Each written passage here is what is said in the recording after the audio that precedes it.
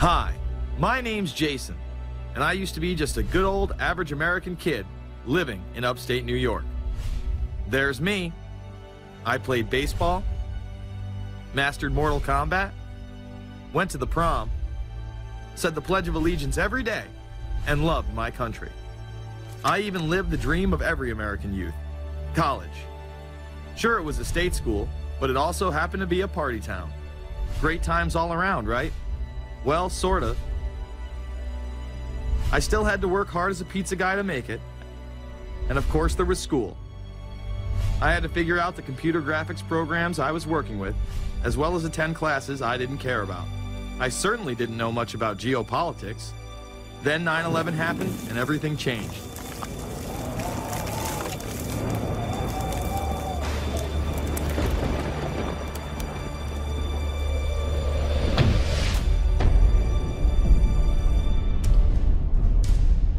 I was pissed.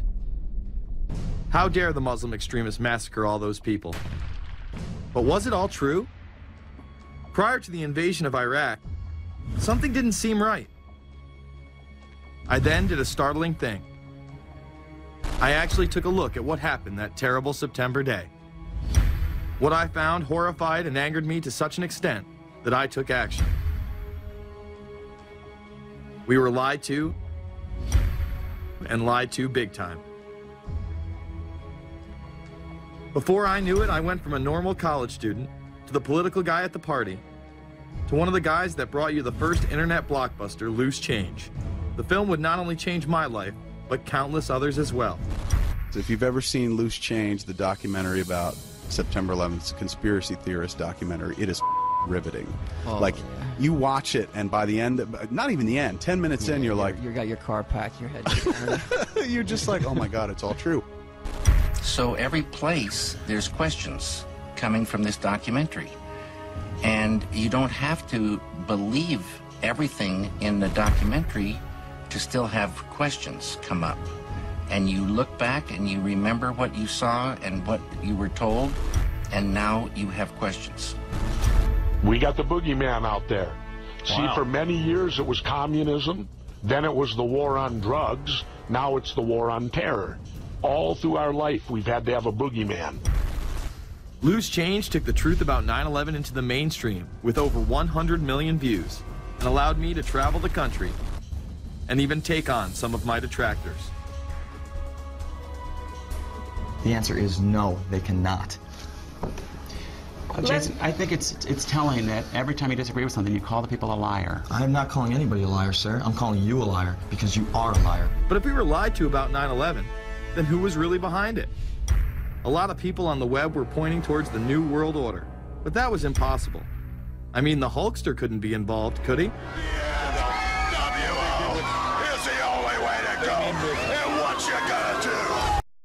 So I set out to find out if a New World Order really existed. And if it did, what was it? Who was involved? And what were their goals? The very word secrecy is repugnant in a free and open society. And we are, as a people, inherently and historically opposed to secret societies, to secret oaths, and to secret proceedings. For we are opposed around the world by a monolithic and ruthless conspiracy.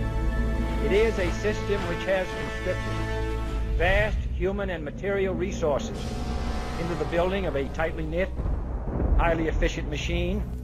Its preparations are concealed, not published. Its mistakes are buried, not headlined. Its dissenters are silenced, not praised.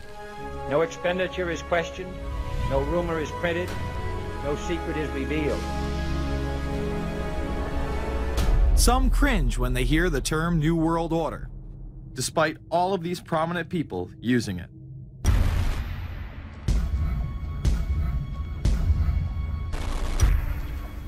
The world that maybe some people dreamt of at that conference back in Bournemouth, when it looked as if maybe history would end, that liberal democracy would triumph, that free market economics would slowly progress, and we'd have a new world order.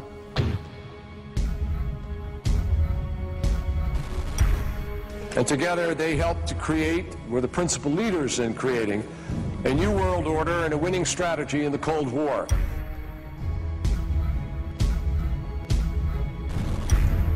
We are part of a new world order. And as the recently departed Admiral William J. Crowe once said, it's long on new and it's short on order.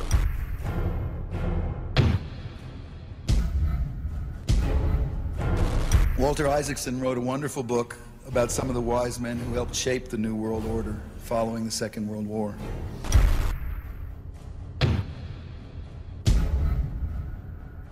As we devise a way forward in Iraq, I urge the international community to embrace its responsibility for creating that new world order.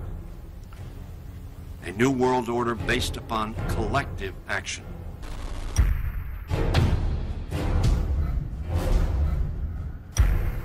The transatlantic partnership was never just the foundation of our security. It was the foundation of our way of life. It was forged an experience of the most bitter and anguished kind.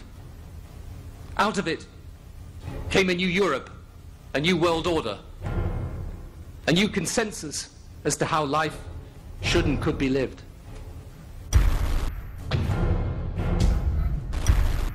And just like that, it was gone. It was a new world order. That's what President George H. Bush said.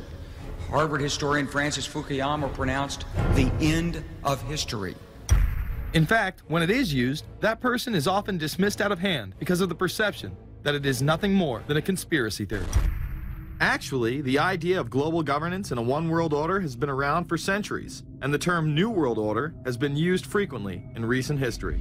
The New World Order means different things to different people, but to those who expect to be in control of it, it means the same thing.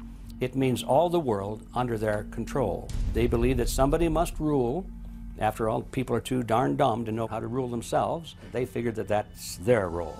The first in-depth publication of note was Samuel Zane Batten's work, The New World Order, which was published in 1919. Under the cloak of Christianity, this order speaks of a new world rising and advocates social control over all people and all resources. It promotes a world federation with a world parliament, an international court, and a global police force. Some of its goals are as follows. Community. The danger and loss in crime and degeneracy. The determination to make community life safe, sanitary, wholesome, and moral. Industrial. The disappearance of class distinctions and the solidarity of all interests in the economic process. National.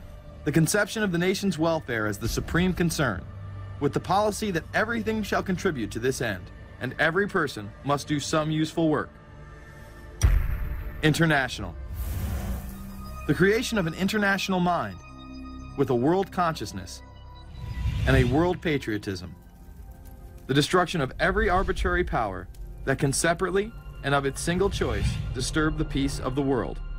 World government is good, right? It put an end to war. Well, it could put an end to war because you just only have one dictator. I think Adolf Hitler had that in mind. He wanted a world government too, with himself as the master leader. Many have regarded Hitler as the apex of evil, a true heart of darkness. But how many people know that Hitler had his own vision of a new world order? Hitler had been promoted by the establishment. He graced the cover of Time magazine many times and was their Man of the Year twice. His vision was simple: unify Europe and then the world. The only real difference was that his order was racially motivated, instead of being based solely on religion. He even wrote a lesser-known follow-up to Mein Kampf in 1928 that many have dubbed My Order, or New World Order. President Roosevelt would condemn this order prior to World War II. Nazi forces openly seek to establish systems of government based on the regimentation of all human beings by a handful of individual rulers who seize power by force. Yes, these men and their hypnotized followers call this a new order. It is not new, and it is not order. The idea of globalization was so prominent in Nazi ideology that the 1936 Berlin Games would be the first time that the Olympic rings would be displayed prominently and promoted in order to glorify the Third Reich. This symbol represents the 5 major regions of the world: Africa, America, Asia, Europe, and Oceania, interlocking and coming together as one. This one world philosophy still defines the Olympic Games today. Australia, hello and welcome. One world, one dream. Hitler's methods of youth corps, concentration camps, eugenics, and military aggression were so visible to the rest of the world, he eventually failed. However, his vision of a new world order lived on. Author H.G. Wells, the man behind The Time Machine and War of the Worlds, would write about a planned world state in which there must be a common faith and law for mankind. In 1939, he would publish a full book on the matter called The New World Order. Wells again has a similar vision, stating that national individualism has to go and that sovereign states must end. He then goes on to write, in the great struggle to evoke westernized world socialism, contemporary governments may vanish. Perhaps his most chilling prediction is that countless people will hate the New World Order, be rendered unhappy by frustration and their passions and ambitions through its advent, and will die protesting against it. Many of them quite gallant and graceful-looking people. Collectivism is that concept where individuals are considered to be discardable, and that the group is more important, and that the ultimate group, of course, is the state. And so it boils down eventually to the fact that the state is the all-important unit of society, and citizens exist only to serve the state. Other men of prominence would also promote a New World Order during the 1960s, including industrialist and former New York Governor Nelson Rockefeller. These are some of the reasons pressing us to lead vigorously towards the true building of a New World Order. Rockefeller would also become vice president under Gerald Ford. Religious leader Pope Paul VI, delegates to international organizations, public officials, gentlemen of the press, teachers and educators, all of you must realize that you have your part to play in the construction of a new world order. As well as former President Richard Nixon.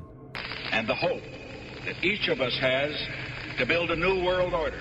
However, Nixon was largely a mouthpiece for his most dominant advisor, Secretary of State Henry Kissinger. Kissinger may be the most vocal proponent for a new world order of his era. He has called for it time and time again, in policy papers, meetings, and interviews. Time magazine recognized both Nixon and Kissinger as Men of the Year after announcing their new world order in China. However, they were working on it long before. In these once classified documents, they both discussed the new order with the president of Indonesia. Mainstream media was even critical of Kissinger's vision in the early 70s. In ragged, spasmodic fashion, a new world order is coming into being, but it looks less and less like the world order that Mr. Kissinger had constructed in his own mind. Kissinger's New World Order would fall under the radar for some time.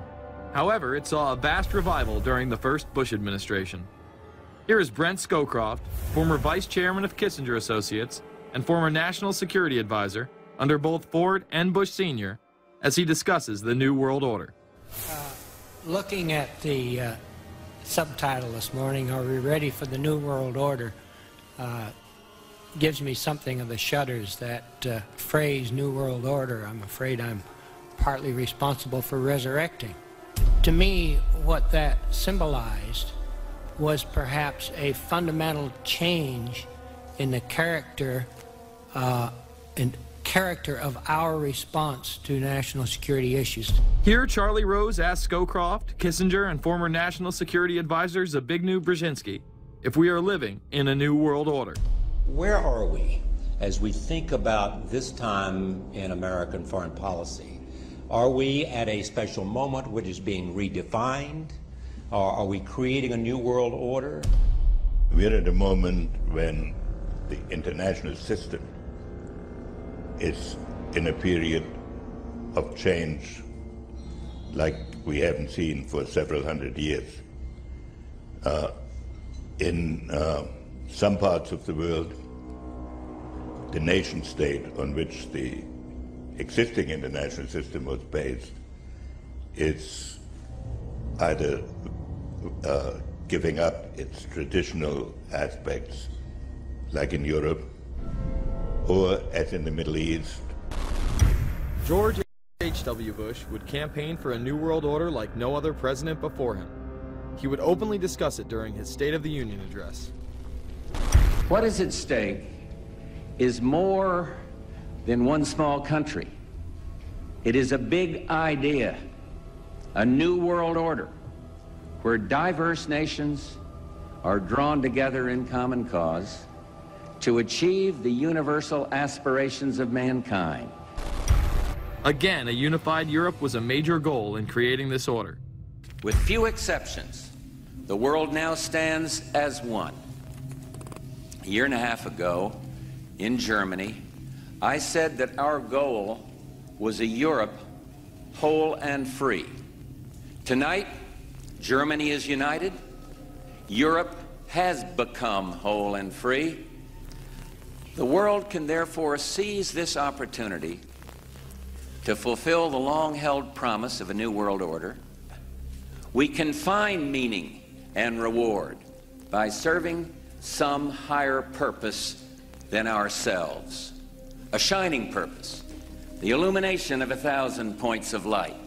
Bush Sr. and his administration would tour and promote this agenda across the board at any given opportunity. The President has spoken often of a new world order. And we have an unprecedented opportunity to build a new era of peace and prosperity here and abroad, to build a new world order. It's my understanding, I think, that the President, and I don't know the context of how it came up in his speech last night in New York, said that China must be a part of the new world order. Guess I would like to ask you how you envision China fitting into the new world order. It is a country that we are going to have relationships with by virtue of its geopolitical importance. American officials say breaking down regional and national barriers to the flow of goods and services would represent a spectacular benefit to economies around the world. We are building a new world order. Bush would actually make a commencement address at Maxwell Air Force Base declaring the birth of this order.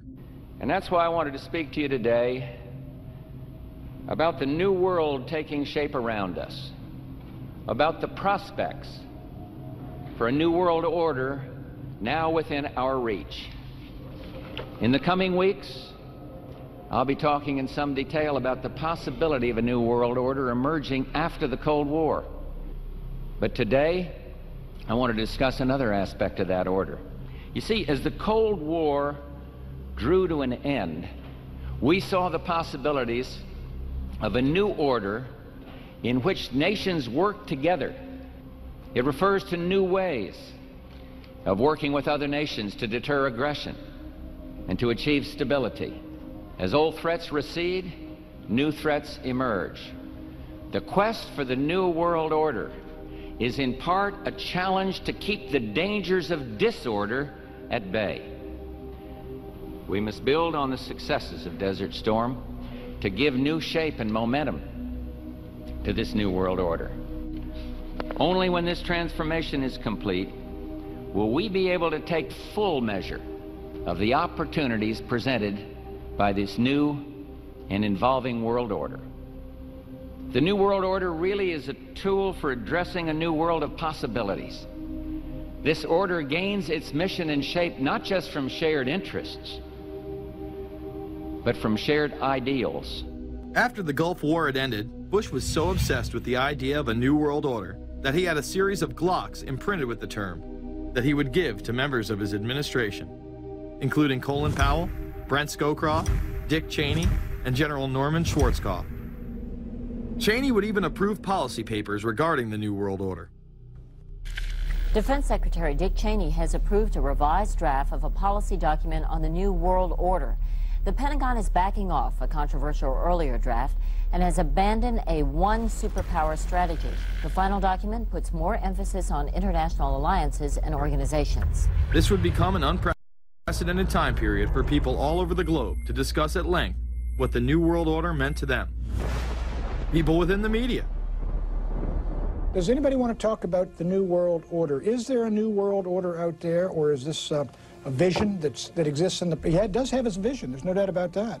But does that exist in the president's mind, or does it exist out there in reality? This president sees this episode as the first test case, as the first example for the New World Order he is trying to organize. Some people have called it the New World Disorder, and there's a lot of truth to that.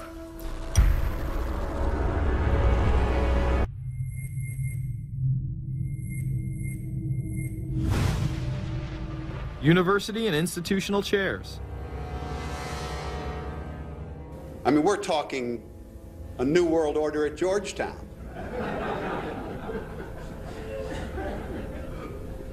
And we'd like to be very much a part of it and continue to live.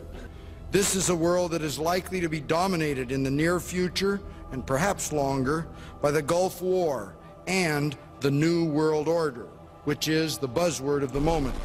So the secret of a New World Order, and at this point it's just a slogan, but it does have some historical background in terms that orders have succeeded each other over time. The secret of this is to learn how to use coalitions. We are effective in the United Nations. People within government. George Bush has invoked a New World Order without enunciating a new American purpose. The president has still failed to articulate clear goals for our nation's foreign policy in this new age. I find the term New World Order very revolting, and just not only historically but politically today. I think Harding is absolutely right, and the actions of the administration just after enunciation of the New World Order put the lie to the fact there is any real substance behind what they say as New World Order. The first act of the New World Order was A, to make war, and then B, was to sell arms all over again. Is there a New World Order? We know certainly that George Bush has copyrighted the term at this point. In the aftermath of this war, though, is it an empty vessel into which something will be poured? Is it the appropriate term to use? Is it going to be a New World Order, or will disorder be just as significant in this process as we look ahead? Let's start with Madeline. I think that we have, in fact, kind of had this term thrown at us, and many of us have not liked it, partially because of the previous historical connotation, and partially because I think it doesn't really deal with the way the world ought to be or is at the moment. But we are far from seeing a world order, and I'm not sure that it is in best U.S. interest to have a new world order in which we are the policeman. While many began to become critical of this order, the term began to evaporate into the background.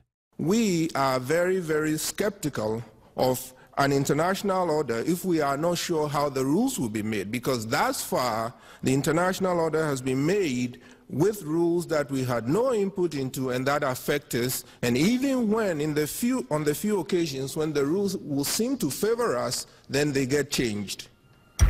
A unipolar world, a world of one superpower, may be quite dangerous for us. The New World Order under the United Nations would mean, among other things, an end to our God-given rights given us and secured by the Constitution. The New World Order, which now has been called by some the New World Disorder, and by some people on the more liberal persuasion, the taking over of the world by the Council on Foreign Relations, the Trilateral Commission, and the UN to put us all in slavery.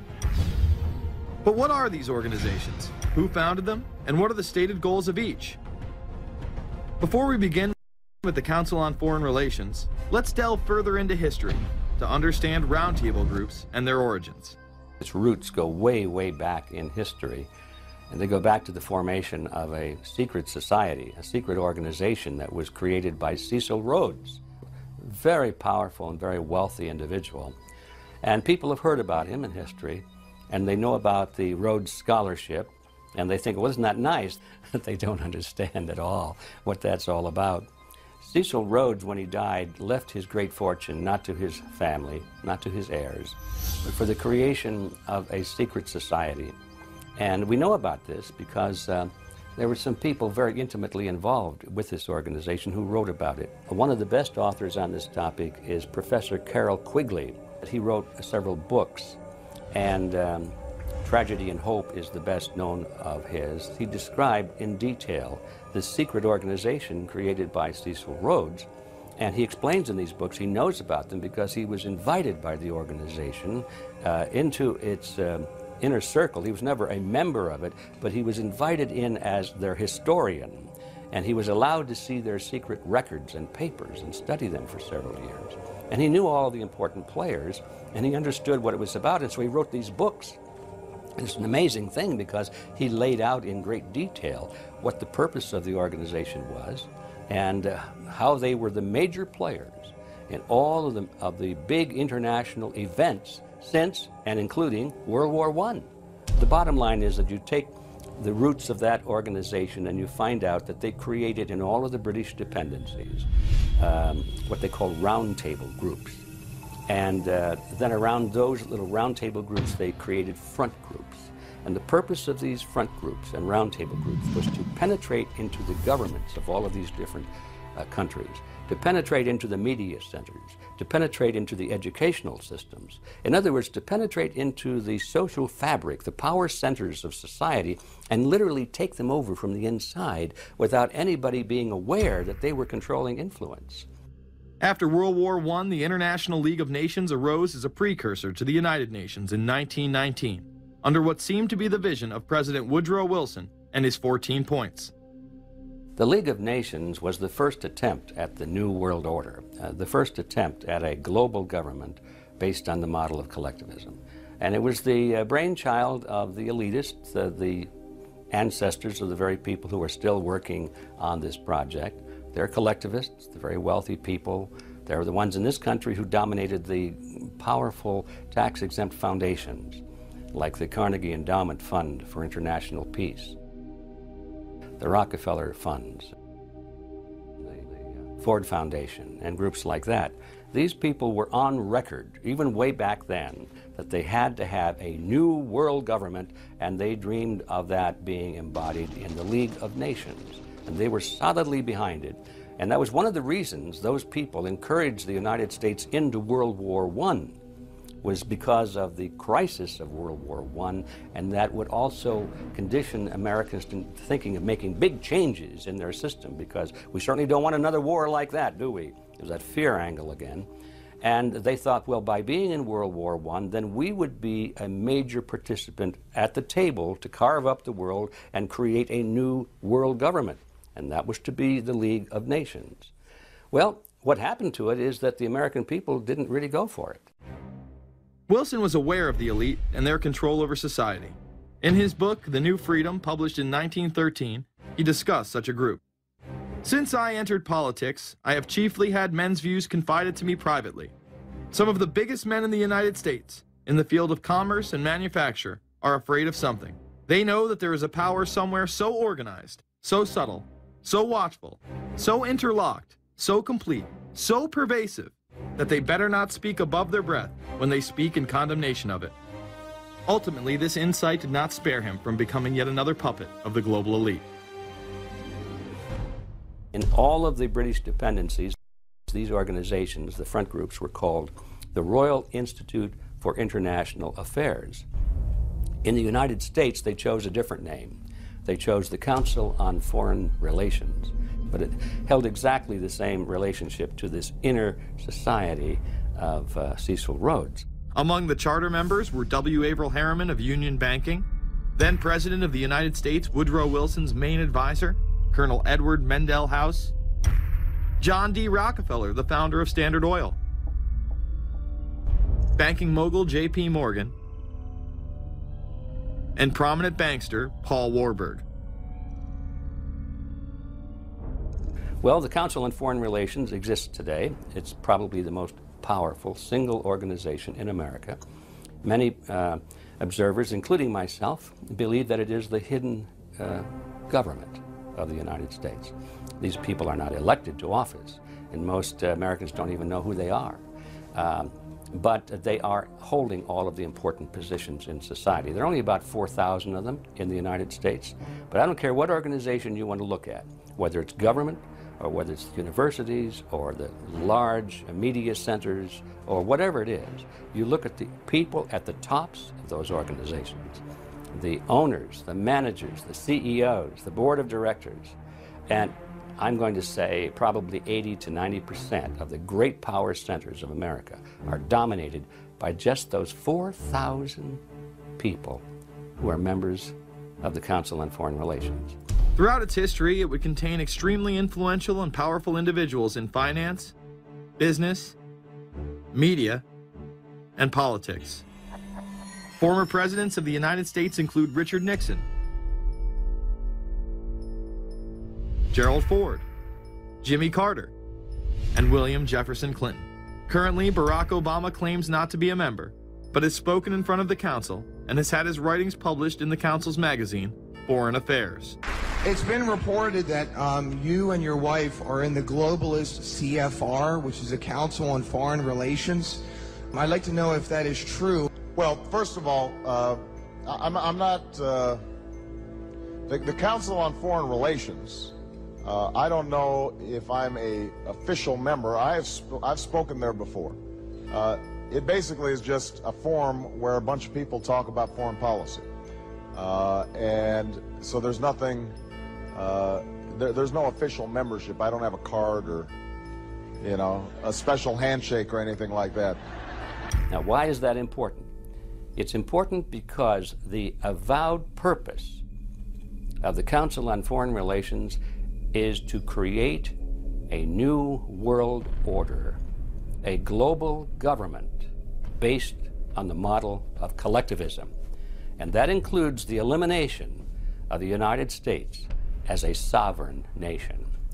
That's why it's important. The people running this country are determined to destroy it.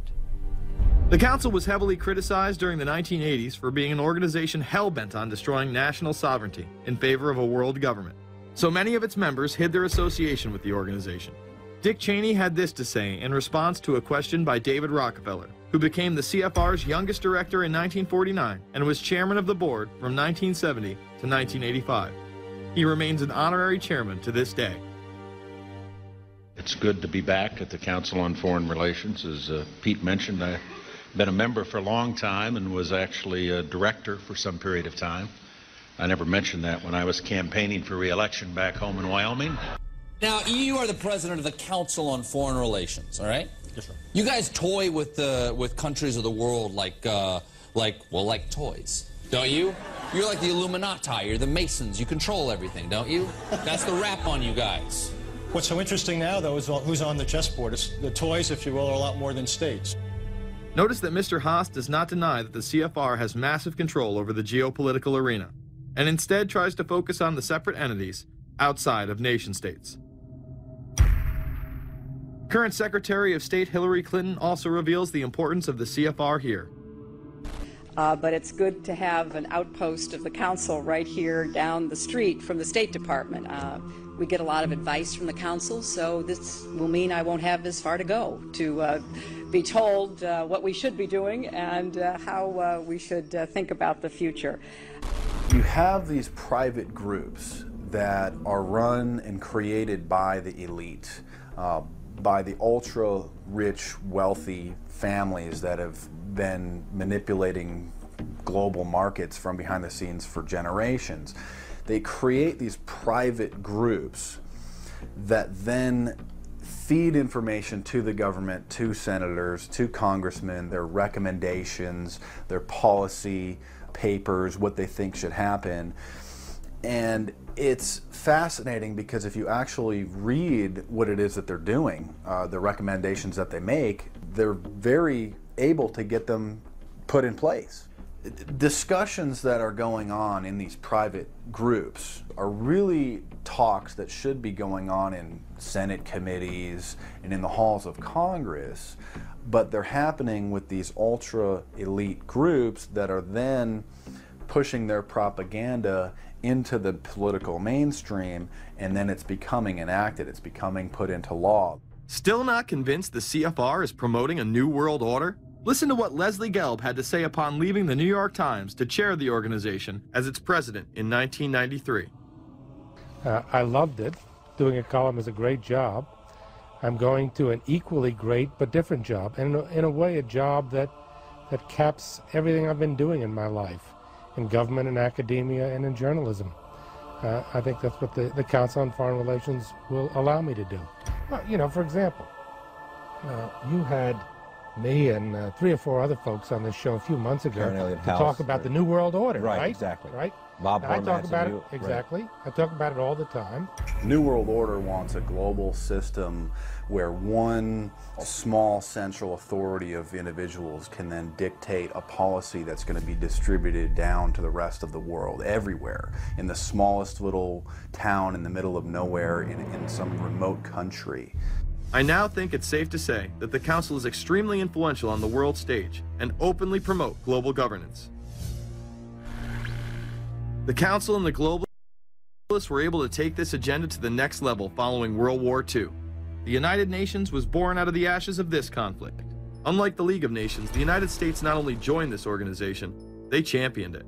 First book I wrote was The Fearful Master, a second look at the United Nations. It was written at a time when it was not popular to be critical of the UN. I mean, the United Nations was viewed by almost everybody as our last best hope for peace.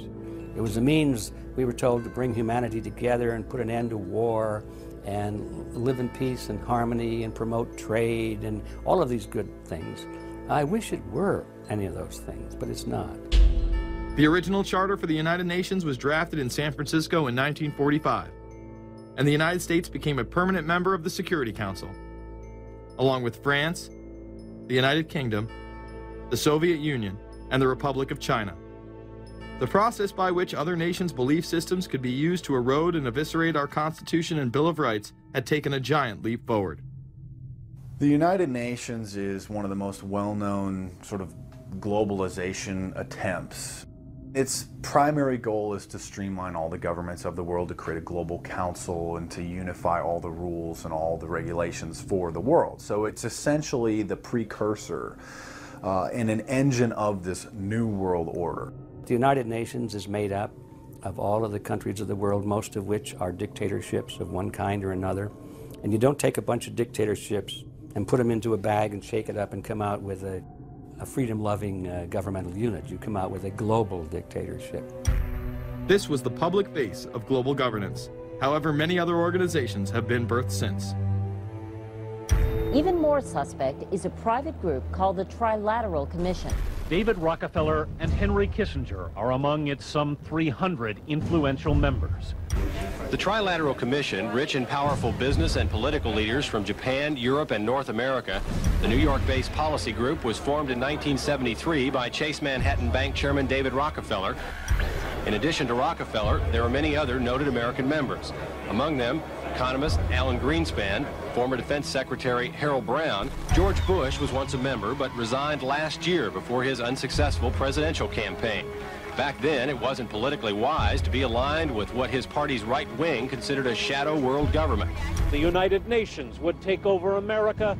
The Trilateral Commission would control the world. Just look at its membership, they say. Current and former members include Presidents Clinton, Bush, and Carter. Names like Brzezinski, Christopher, Kissinger, and Schultz. And top executives of ITT, Xerox, Exxon, and Nations Bank. Although this group with only 300 members seems to be at the apex of the power structure, there is yet another group formed in 1954 that is even smaller in number and has a greater influence on world events. Meet the Bilderberg Group. This elite group meet annually around the globe. There is a core group of members who have attended every year for decades, such as David Rockefeller, Henry Kissinger, and Queen Beatrix of the Netherlands. These members invite others who are politically and socially relevant at the time. Each year, around 140 people are in attendance. Real quick, I asked you this question. In 2004, you attended a meeting in Italy called the Bilderberg Group. I just want to know what you were doing out there, what that was all about. She lied to me and told me she didn't go. I figured you might tell me the truth. All I did was go. They had a Republican and a Democrat. Republican was I gave like a 20-minute talk on the presidential election. And did it have anything to do with being John Kerry's running mate? Did you talk about that at all? No, because I wasn't his running mate. Okay. I happened to be in Europe then on my way to Russia. I was invited to go to Bilderberg by Vernon Jordan, a friend of mine and a genuine hero of the civil rights movement. And to the best of my knowledge, NAFTA was not discussed by anybody in my presence. Documents released by the group in 2001 reveal that in September of 1955, the group met in Germany and covertly outlined the idea of a European Union. Section E, European Unity, discusses the general support for European integration and unification, and the idea to unify Germany once again with the rest of Europe under a common marketplace. Belgian Viscount and current Bilderberg chairman Etienne Davignon told the EU Observer in 2009 that the next Bilderberg meeting could improve understanding on future action in the same way it helped create the euro in the 1990s. This illustrates the patience, vision, and reach of this organization. It was able to promote and establish both the European Union and a European currency over the course of just under 40 years, incrementally. One of the things that the elitists discussed back at the turn of the century when they were talking about how do you convert the United States into a collectivist system was the fact that you can't do it quickly. You have to let people get used to it incrementally, because any major change would be rejected. The 1957 Conference of Rome, where the Common Market Treaty, providing for free trade in all products, was at last signed. 6 nations, France, Germany, Italy, Belgium, Holland, and Luxembourg, agreed to remove all mutual barriers to trade within 12 to 15 years, the embryo of a political union which they proclaimed to be their ultimate objective. In that fashion, it's possible for people to get used to this process and even to think it's a good thing. People will accept the gradual growth of government, the gradual loss of their purchasing power. They'll accept almost anything if it's done gradually, and we have to be very alert to that. 2008 and 2009 attendees include World Bank President Robert Zoellick, Treasury Secretary Timothy Geithner, former head of British Secret Intelligence Richard Dearlove, Donald Graham, CEO of the Washington Post, CNN host and author of The Post-American World, Fareed Zakaria, and many other giants of business, politics, and media. You just came back from meeting with the Bilderberg Group. The Bilderberg Group are, you know, when people who are conspiracy theory people, they send me mail, it's usually about the Bilderberg Group. And I get these books on my front door, which I'm uncomfortable with, and it's all about the Bilderberg, like they're the modern day Illuminati. Are you a member of the Bilderberg Group? I don't think we're supposed to talk about this. Many have identified them as the kingmakers, the puppet masters that pull the strings behind the scenes. Perhaps there is no better example of this than what occurred during the 2008 conference. Immediately after Obama had been selected as the Democratic presidential nominee, the pressure was on to choose a running mate. We've put together a committee. We are going to be equally deliberative in how we move forward. And we're not going to do it in the press, and we're not going to do it through surrogates. He then tricked the press corps into staying on the plane as it took off from Washington. He was whisked away to an undisclosed location. Obama was supposed to fly home. He'd been here in Virginia. He was supposed to fly home out of Dulles, as you know, outside Washington, D.C. The press corps was waiting for him on the plane, and the pilot announced that they were leaving, and Barack Obama was not on the plane. Presumptive nominees in the past has always been that they have at least a press pool with them at all times. Is there a reason why we didn't go with him in the motorcade all the way? This is what we're out here for, and now we're on this plane with no candidate. Again, you know, look, I understand. There was a desire to do these meetings, obviously, in private. The press then began to report that Obama and Hillary were meeting secretly in her home. Well, we continue to follow our breaking news. Barack Obama, Hillary Clinton meeting tonight at her house in Washington, D.C. However, it was later revealed that they never actually met at Clinton's home. And we're following this breaking story. Candy Crowley, we understand, has new information. Candy, what have you learned? We are hearing actually from Chris Welch, who is our embed with the Obama campaign. Those are the people that took off without Obama and went to Chicago. The spokesman there is in fact confirming that the meeting did take place. They're talking in past tense now, but saying that the meeting did not take place at the Clintons' house. It took place at this point at some place, I don't know where, some undisclosed place in Washington, D.C., not at Hillary Clinton's house. Remember, Gibbs mentioned that Obama had a desire to have several meetings, not just one. Is there more than one meeting? Is there more than one person with whom you... I'm not going to get into all the details of the meetings. I don't know that I've got a ton more different answers for all of your questions. The truth of the matter is that Bilderberg just happened to be in the neighborhood at the time. They were holding their annual meeting just down the road in Chantilly, Virginia. What are the chances? What's interesting and dangerous about the New World Order is that it's not a natural progressing idea. It's just not civilization naturally evolving and organizing into this system. It's the group of extremely powerful people that are manipulating the system to get it to this status from behind the scenes without anybody's knowledge. You have to ask yourself, if there isn't an agenda going on to keep those organizations quiet and to keep them out of the news, to keep the discussions about them behind closed doors, then why is it that these supposed experts on the left and on the right never talk about them? This has been a condensed history of the globalist organizations and their rise to power. But is there a reason they meet behind closed doors? A shadow world government has been mentioned, but to truly understand what that means, let's go back to this iconic warning from President Dwight D. Eisenhower. Progress toward these noble goals is persistently threatened by the conflict now engulfing the world. It commands our whole attention, absorbs our very beings. We face a hostile ideology, global in scope, atheistic in character, ruthless in purpose, and insidious in method. Unhappily, the danger it poses promises to be of indefinite duration. The need to maintain balance in and among national programs. Balance between the private and the public economy. Balance between the cost and hoped for advantages. Balance between the clearly necessary and the comfortably desirable. We have been compelled to create a permanent armaments industry of vast proportions. We annually spend on military security alone more than the net income of all United States corporations. The total influence, economic, political, even spiritual, is felt in every city, every state house, every office of the federal government. Yet we must not fail to comprehend its grave implications. Our toil, resources, and livelihood are all involved. So is the very structure of our society. In the councils of government, we must guard against the acquisition of unwarranted influence, whether sought or unsought, by the military-industrial complex.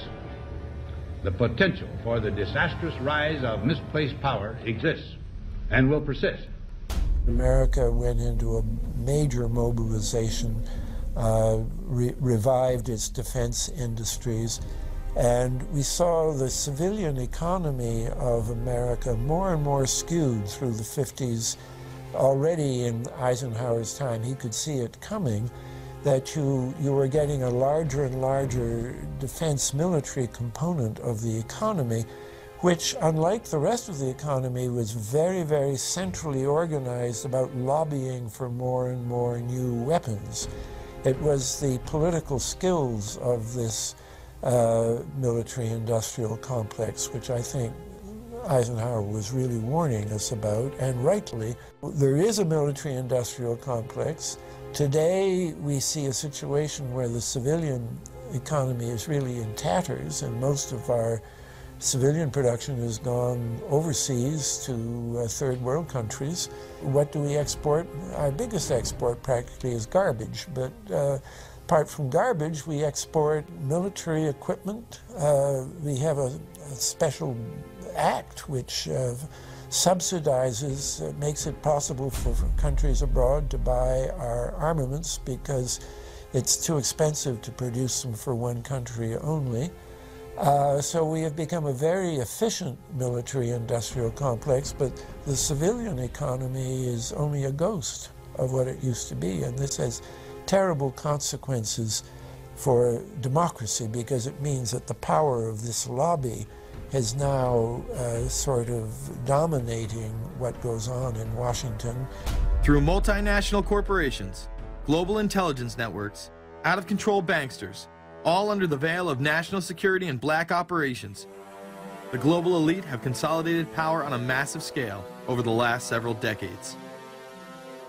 You see, global corporations not only fund and develop large technological and military projects here and abroad, they also own the consumer industry and production, as well as all of the important media. By owning the vast majority of what we hear and see on a daily basis, we have been manipulated on a mass scale as to regards to what we believe and desire, both socially and politically. Edward Bernays, the nephew of world-famous psychoanalyst Sigmund Freud, would study group dynamics and become the father of public relations. He authored the book Propaganda in 1928. In it, he described how to intelligently and consciously manipulate the habits and opinions of the masses within a democratic society. He went on to state that those who harness this unseen mechanism of society constitute an invisible government and are the true ruling power. It is they who pull the wires which control the public mind, who harness old social forces and contrive new ways to bind and guide the world. The average American is distracted, mindless, worried about minuscule things, celebrities, as if it was their own family members. And this is by design, because the powers that be, who own the media, know how our brains work. They know scientifically how the human mind functions. They know about sociology, and they are using the media, and have used the media for decades now, to entertain people with issues that don't really matter. When you have the big news networks covering celebrity issues as if it's the most important thing, it becomes the most important thing. And this is not by accident. This is to keep us out of the way. Because if you're worried about the latest celebrity death, or the latest celebrity couple, or the celebrity breakup, or your sports team having a shot at the Super Bowl or the World Series, there's so much information about those issues that can be discussed that will mesmerize people, and they won't know or care about the real issues that are out there. Well, I think this is just one more piece of evidence of the degree to which the media, supposedly the watchdogs, has become the gatekeeper of the system.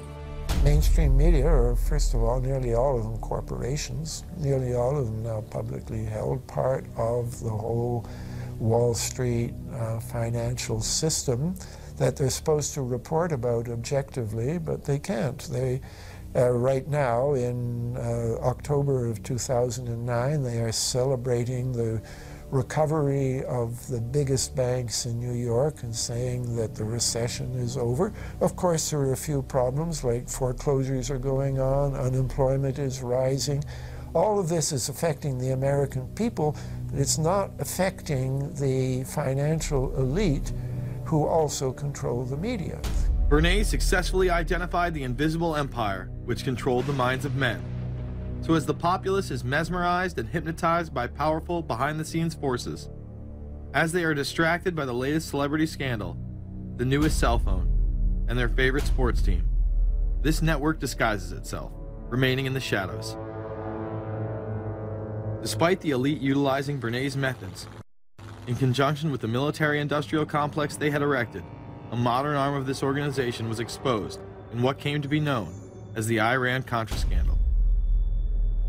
Essentially, black operations were not only caught dealing arms illegally and supporting South American dictators, but also smuggling drugs into the United States.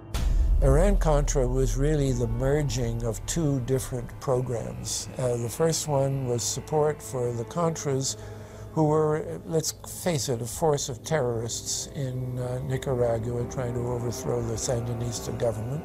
They were being secretly supported by the CIA, and at the bottom of the whole thing was drugs. Iran-Contra was openly exposed by massive network coverage. How was it that in 3 years, a network Washington set up to run arms to the Contras wound up running cocaine into this country for the most vicious drug cartel in the world? At the same time, we were supposed to be fighting a war against drugs. But by the same token, I also smuggled my share of weapons in exchange for those illegal substances, with the full knowledge and assistance of both the DEA and CIA. Betzner says that in 1983 he flew weapons from Florida to El Salvador and drugs from Colombia to the Bahamas on the way back. In 1984, he says, he flew twice from Florida to Costa Rica and back. We could bring back our own cargo, and they would arrange it, or we could bring back their cargo without ever having to worry about interception, arrest, anything like this, that everything was taken care of. What kind of cargo were you talking about? Drugs. Tolliver says he had 2 meetings with this man, CIA veteran Rafael Quintero. Then in March of 1986, he says he flew 14 tons of weapons down to Honduras, to this Contra resupply base set up by the CIA. We take off from Tegucigalpa, Honduras, and we leave. To? South Florida. Where in South Florida? We landed at Homestead. Homestead? Air Force Base. This is the plane Tolliver says he used. The plane traces to a company that had a State Department contract to fly humanitarian supplies to the Contras. In addition to that, 36 sources confirm the basic scheme. We can now report that long before that operation began, there was another operation to provide guns for the Contras, which was also against the law. In this operation, Americans and Israelis provided arms to the Contras, and then the same network smuggled drugs into the United States. The operation was launched in spring of 1983 at Washington's request, with at least $20 million of Israeli government money later reimbursed, we're told, from U.S. Covert Operations Fund. For about 5 years, people were flying arms into Iran, and most of them came from Israel. The Israelis purchased the weapons from Poland and Czechoslovakia and began shipping them secretly from Yugoslavia to Bolivia and then to Panama. The Israeli liaison man there, this man, Michael Harari, until recently a close aide to Panama's strongman, General Manuel Noriega. You'd bring the ship into Colombia, you would load drugs aboard it, and you would bring those drugs back to Panama with you. But bringing that stuff into the United States, that was something else. I've never been so thoroughly disgusted with myself in my life. This network would also be involved in the October surprise. We really can't understand that unless we understand the so-called October surprise in the 1980 election, which is, I think, unquestionably Republicans, including William Casey, who later became Reagan's head of the CIA, negotiated with the Iranians for them not to release the hostages which were being held in Iran to Carter, but to wait until the Carter was defeated and the Republicans were in.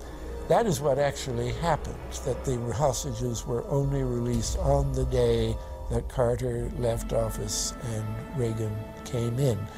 Unbelievably, this same network would even be linked to the BCCI banking scandal by journalist Danny Casolaro.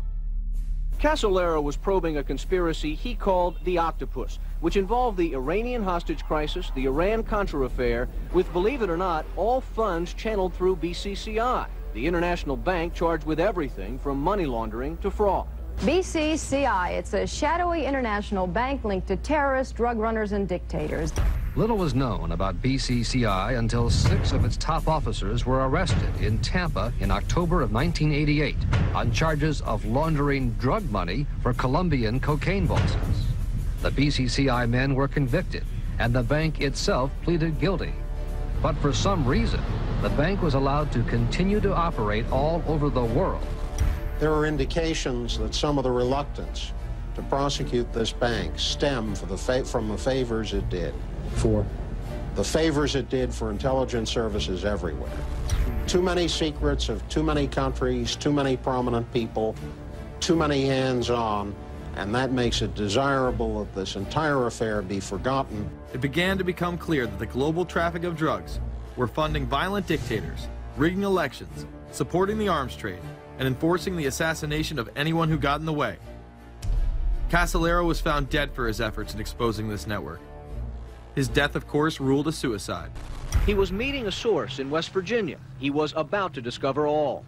Instead, his body was discovered in a hotel room with 12 slashes in his wrist, but when the local authorities ruled it suicide, the family said, no way. The housekeeper had taken calls threatening his life. And I pick it up telephone, I say hello, and he say to me, you son of a bitch, you's dead. Cassolero would not be the only person involved in the scandal to wind up in a casket. Meet Barry Seal. At first, the media portrayed Seal as a drug dealer gone good, who was assassinated by the Colombian mafia. Authorities believe last night's machine gun killing of top drug informant Barry Seal was ordered by drug bosses in Medellin, Colombia, who sent 5 men to Baton Rouge to kill Seal. Sam Dalton was the lawyer that represented the Colombian hitmen convicted of his assassination. We were trying to subpoena the CIA because we felt like they had documents, exhibits, and evidence that would indicate complicity in Seal's assassination. When they were able to gain access of Barry Seal's trunk the night of the murder, the personal phone number of none other than George H.W. Bush was present. Louis Unglesby, the former attorney for Mr. Seal, also confirms that he once called the office of the vice president after Seal had given him the number. You see, the Black Ops drug smuggling operation had not yet been exposed, and intelligence couldn't take any chances. It was later revealed that Seal was involved in smuggling cocaine into Mena, Arkansas, while Bill Clinton sat as governor. 1983, Ronald Reagan was president, Bill Clinton was governor, and little Mena, Arkansas changed from a quiet town to a center for drug smuggling and reported Contra support activity. In the middle of it all, this man, admitted dope smuggler Barry Seal. Arkansas State Trooper Russell Welch investigated Seal's organization. Each trip would have 250 to 350 pounds of cocaine. According to the London Telegraph, Arkansas State Trooper Larry Patterson testified under oath that he and his officers discussed repeatedly in Clinton's presence the large quantities of drugs being flown into Mena Airport, large quantities of money, large quantities of guns. Hot Springs police officers would also record Roger Clinton, Bill's brother, during a cocaine transaction stating, "Gotta get some for my brother. He's got a nose like a vacuum cleaner." There was also a large amount of money laundering going on in Mena. Former IRS agent William Duncan traced some of Seal's drug profits laundered through Mena banks. We had direct testimony from people who were involved in the money laundering operation. We had testimony from people at banks who observed the transactions. What happened when you tried to make this case before a grand jury? I was never asked to present the evidence to a grand jury, ever. This very same network used BCCI to fund the Afghani rebels. The deputy director of the CIA, Richard Kerr, said late today that the CIA did use the Bank of Credit and Commerce International, BCCI, to support CIA activities overseas. Most people still believe that the Soviets had maliciously invaded Afghanistan in order to spread their communist agenda. The Al-Qaeda was essentially a kind of a byproduct of Brzezinski's campaign to embarrass the Soviet Union in Afghanistan. They weren't in Afghanistan at that time. Brzezinski boasted later that he was responsible for drawing them into Afghanistan. And he did this extraordinary interview with Le Nouvel Observateur in France, and they said, but aren't you worried that you've created this whole new force of Al-Qaeda? And he said, oh, what's more important, a few crazed Islamists or the fall of the Berlin Wall?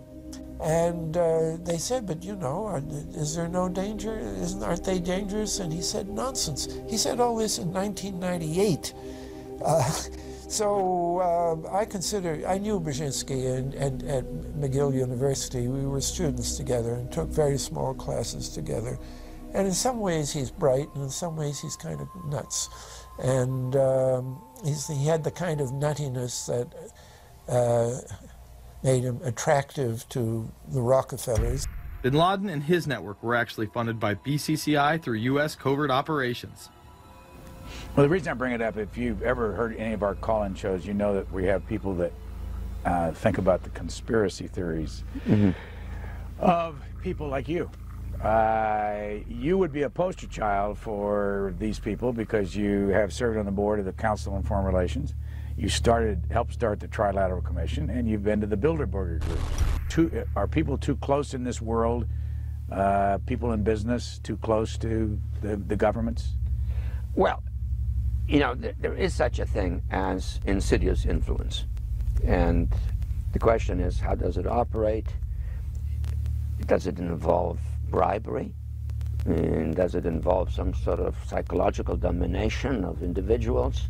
I don't believe in this notion of some sort of secret societies controlling people. But of course, in any political system, there are sort of over-the-table and under-the-table arrangements. Arrangements that involved ruthless, illegal, and immoral activities in order to dominate humanity. Despite all of the evidence that has just been presented, this network would fall down the memory hole, even though 14 convictions were made in the Iran-Contra scandal. The continued cover-up would be made possible by George H.W. Bush. These documents that came forward in the North trial clearly reveal the involvement of the Vice President to a greater degree, I think, than he has acknowledged heretofore. This, of course, did not stop him from pardoning those involved during the twilight of his presidency. Some new reverberations today to President Bush's Christmas Eve surprise, the pardoning of former Defense Secretary Caspar Weinberger and several others in connection with the Iran-Contra allegations. Well, now the special prosecutor says it's the president who needs to explain some things. The real issue is why the notes weren't produced 5 years ago when the congressional investigation and the independent counsel's investigation had requested them. Because high-level political officials scrambled to limit the investigation and establish plausible deniability for the upper echelons of the network, including Bush himself. So who is this guy, and how did he come to power? To understand that, we must first take a look at his father, Prescott. Prescott was born into privilege and became extremely influential in business, intelligence, and politics. He helped establish the CIA out of the Army's Office of Strategic Services with the Dulles brothers, and served as a senator in the state of Connecticut. However, during his time serving as one of the directors of Union Banking Corporation, he was doing business with Nazis. The Bushes have been sort of at the heart of the military-industrial complex since its very beginning, and that Prescott was involved in a firm that actually fronted for Nazi firms in America. In fact, Union Banking and its subsidiaries were seized by the United States government in October of 1942 under the Trading with the Enemy Act. After the war, the assets were returned, a few fines were paid, and it was swept under the rug of forgotten history. These Nazi ties should not be all that shocking, seeing as it has been declassified that the Office of Strategic Services recruited Nazis into its ranks through Project Paperclip in August of 1945. George Bush seemed to follow in his father's footsteps, using Prescott's business connections to move to Texas and get into the oil industry. He would first attain political office as a Texas congressman in 1966, but then lose his bid as a Texas senator in 1970. It was at this time that Nixon appointed Bush as an ambassador to the United Nations. According to official accounts, Bush then began work with the CIA as its director in 1976. Evidence suggests that Mr. Bush and the CIA actually had a much longer-standing relationship.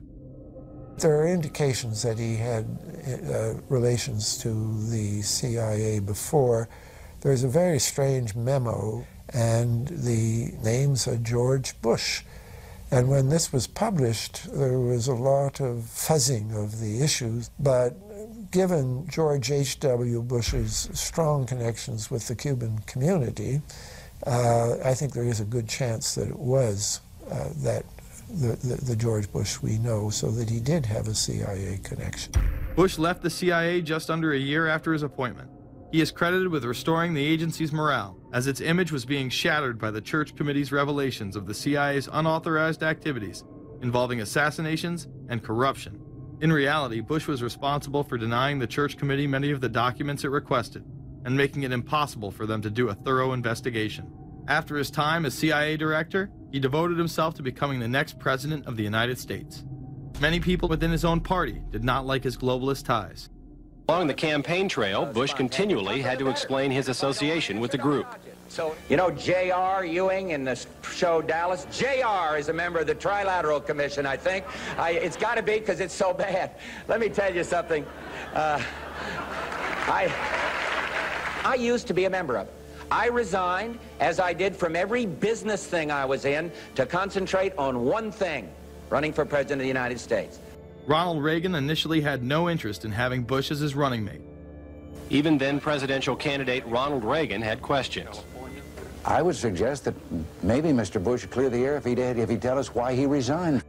Reagan's backers then forced him to choose their intelligence frontman, George H.W. Bush, as his vice president. But in spite of last year's campaign rhetoric, all seems to be back to normal between George Bush and his old colleagues.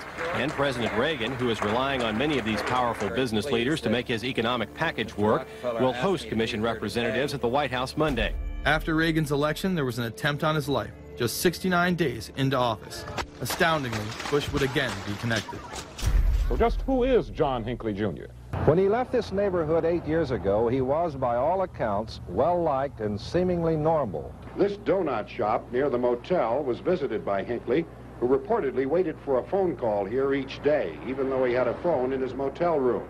The nature of the calls is not known. A touch of irony. The young man walking with the elder Hinckley is 30-year-old Scott Hinckley, John Jr.'s brother. He and Vice President Bush's son, Neil, are friends. They had planned to have dinner together in Denver tonight. The plans have been canceled. We were told Hinckley was a madman acting alone. If that was the case, why was he making phone calls from a payphone down the road instead of his hotel room? Why was the would-be assassin's brother a family friend of the man who stood to gain the presidency? While Reagan led the nation in the public eye, Bush exploited his power through the largely unknown Continuity of Government Directive. In the United States federal government, there is a super-secret agency which controls this shadow government. The National Program Office allowed Bush and his network to attain executive emergency powers. Ronald Reagan authorized the National Program Office when he signed a top-secret directive in 1982. Oliver North was one of the key officers responsible for the program's startup. Under the NPO's direction, 4 agencies were charged with execution of the Doomsday Plan: the CIA, the Departments of State and Defense, and the Federal Emergency Management Agency. An effort was being made to consolidate continuity of government programs across several major departments of the government under one office. After 8 years of secret wars, covertly sponsored revolution and assassination had advanced globalist interests and allowed Bush to achieve his lifelong dream by becoming the 43rd president of the United States. The fall of the Soviet Union left the United States as the sole superpower in the world. The Wolfowitz Doctrine stated, "We must maintain the mechanism for deterring potential competitors from even aspiring to a larger regional or global role." The New World Order was on display with the First Gulf War and the creation of a European Union. After losing to his crony Bill Clinton, he faded into the background as the agenda for a New World Order marched forward. After 1989, President Bush said, and it's a phrase that I often use myself, that we needed a new world order. We have just exposed many of the globalist operations, including drug dealing, funding terror, dealing arms, and taking over the United States government by stealth. Whenever these agendas were threatened, those who opposed them ended up dead.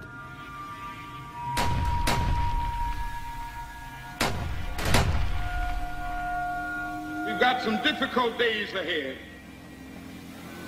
but it really doesn't matter with me now, because I've been to the mountaintop.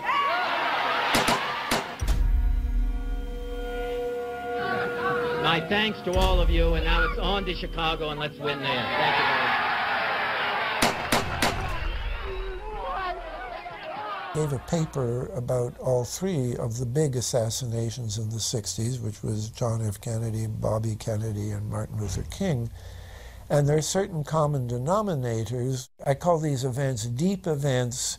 We've become accustomed to the idea that every now and then something is going to happen, and we just know from the beginning we're not going to get to the bottom of it. And the more they happen, the more reconciled we've become to this state of affairs. In 1978, the House Select Committee on Assassinations could not ignore there was a conspiracy in regards to the assassination of John F. Kennedy and Martin Luther King Jr. Good evening.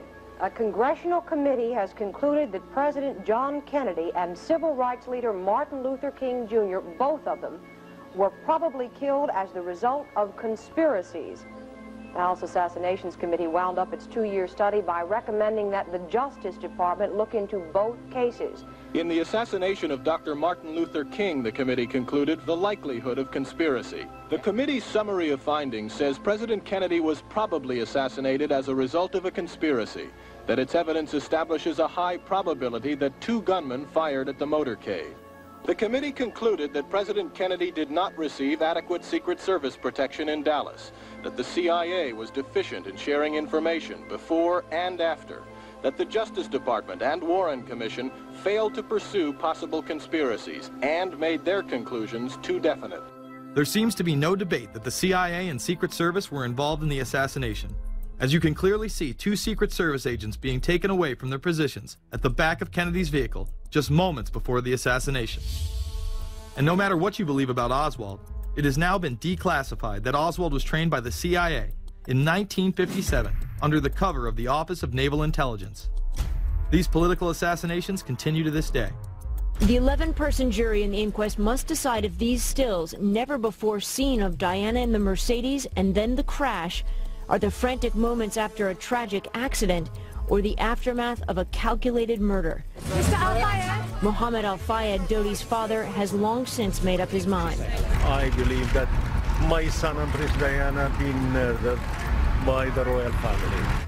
He claims Diana was pregnant and about to announce her engagement to his son, an embarrassment so great, he says, that Prince Philip commissioned British Secret Service to kill the couple. Assassination is an option when the ruling class can identify an enemy who cannot be compromised. But how do they bend the population's will to do their bidding? Well, a false flag operation is one in which the attacker carries the flag of someone else. It's usually a military operation, and the purpose, of course, is to create the impression that the attacker is someone else. They want to create negative public opinion against the nation whose flag was being used. Or they may even not use a flag at all. This sort of thing is done all the time, and it's certainly not unique in history. I think we've been seeing a lot of it lately. Americans are easily motivated by false flag operations, and I think it's inevitable that we will see false flag operations in the near future. It is used in order to seize power at an accelerated pace. A very well-documented modern example of this is the Tonkin Gulf incident. There were 2 sets of Tonkin Gulf incidents. The first one on August 2nd were real but trivial. The second on August 4th, 2 days later, were the ones to which we actually sent planes off in retaliation and were, in theory, much bigger, a torpedo attack on a U.S. destroyer, but in fact it never happened. When McNamara visited Vietnam, he confirmed the Tonkin Gulf incident never occurred, and once again, we were lied into war. To this day, I don't know what happened on August 2nd and August 4th, 1964 in the Tonkin Gulf. The general provided the answer, saying his Navy attacked the Maddox on August 2nd, but on the 4th, nothing happened. There was absolutely nothing, he said. We know for a fact now that NSA and CIA both falsified their reports up to Johnson on that day to make it look as if there had been an attack. Upon the fall of communism, a new threat had to be established in order to maintain their military-industrial complex and keep the people in fear of invisible enemies. More modern examples of this have been used not only to start conflicts abroad, but to instill fear in large populations in order to demonize groups and further erode civil liberties. The majority of people still believe that Timothy McVeigh was a right-wing extremist who bombed the Oklahoma City building with a Ryder truck because he was upset with the government. People close to the event told a very different story. A local congressman believes that convicted bomber Timothy McVeigh and his accused co-conspirator Terry Nichols are not the only ones involved. The Oklahoma State Representative Charles Key produced a videotape featuring witnesses who claim to have seen Timothy McVeigh with another man the morning of the bombing. He was wearing a ball cap. Timothy McVeigh had his on backwards, which just like this. It was on his head. The other gentleman had his on like this.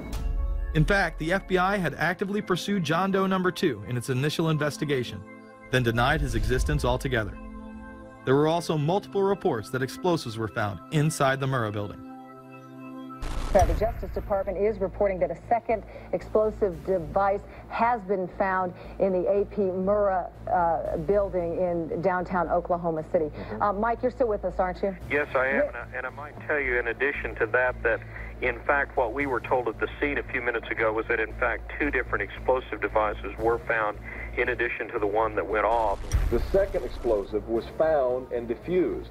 The third explosive that was found, and they are working on right now as we speak, I understand, both the second and third explosives, if you can imagine this, were larger than the first. Bomb squads were actually caught on video pulling into the building to retrieve these devices. They'll back that trailer down there, and the bomb squad folks will go in, and they will use that trailer. You see the bucket on the back there, sort of, this is how they would transport the explosive device away from this populated area to try to do something with it. I just took a look down the street at the Murrah building again. I see another bomb truck going, so apparently they're going to try to get out that third bomb that's been talked about. This was even confirmed by the governor at the time, Frank Keating.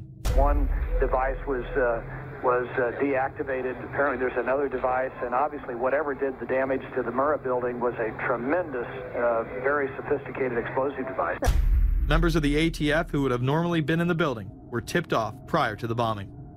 He saw what appeared to be a police bomb squad truck near the Murrah building 2 hours before the blast. It had a shield on the side of the door, and it said bomb disposal or bomb squad below it, and I really found that interesting. Another witness who spoke to ABC News on the condition of anonymity will tell the grand jury tomorrow he was told by an ATF official agents working in the building had been warned in advance not to come to work. He just came out and told me that the ATF wasn't in the building that day. They'd been tipped by their pagers not to come to work, which I was flabbergasted. McVeigh would even claim in a letter written to his sister, which was published by the New York Times, that he was actually recruited for black operations, which included smuggling drugs into the United States, as well as assassinations. One may brush this off as the ravings of a madman. However, McVeigh was filmed at the Camp Grafton military facility in North Dakota on August 3, 1993. McVeigh's official records state that he was discharged over a year prior from the Army Reserve in May of 1992. Perhaps even more interesting is that Camp Grafton was specializing in training troops in explosives and demolitions at the time. When all was said and done, the security tapes reported to have captured the entire thing on video were rounded up and classified.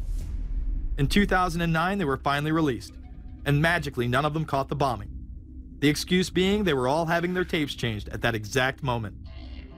This event would be labeled domestic extremism, which was used to demonize critics of world government, militias, and create fear within the populace. Muslim extremism seemed to show its ugly face in then unprecedented fashion on February 26, 1993. A truck bomb had gone off in the parking area of the World Trade Center. Luckily, the bombers failed to follow instructions and parked the truck carrying the explosives against the main support column. What is not discussed, however, is the bomb was actually built by an FBI informant under the supervision of the FBI. Ahmed Salam, a former Egyptian army officer who had been doing undercover work for the FBI, was the man who actually built the bomb. When he was told that he would have to use real bomb-making material instead of harmless substitutes, he became suspicious and began taping his conversations with FBI officials. Last winter, the FBI was praised for its speed in cracking the case of the World Trade Center bombing and bringing 4 suspects to trial. Now, there is some evidence that the FBI may have known of the plot in advance through an informant and might even have stopped the bombing that killed 6 people. Notice the media emphasizes that they might have been able to stop it. They then gloss over the fact that the bomb was built by their agent under FBI supervision in conjunction with the district attorney. FBI agents might have been able to prevent last February's deadly explosion at New York's World Trade Center. They discussed secretly substituting harmless powder for the explosives, but they didn't, according to the FBI's own informant, Imad Salem.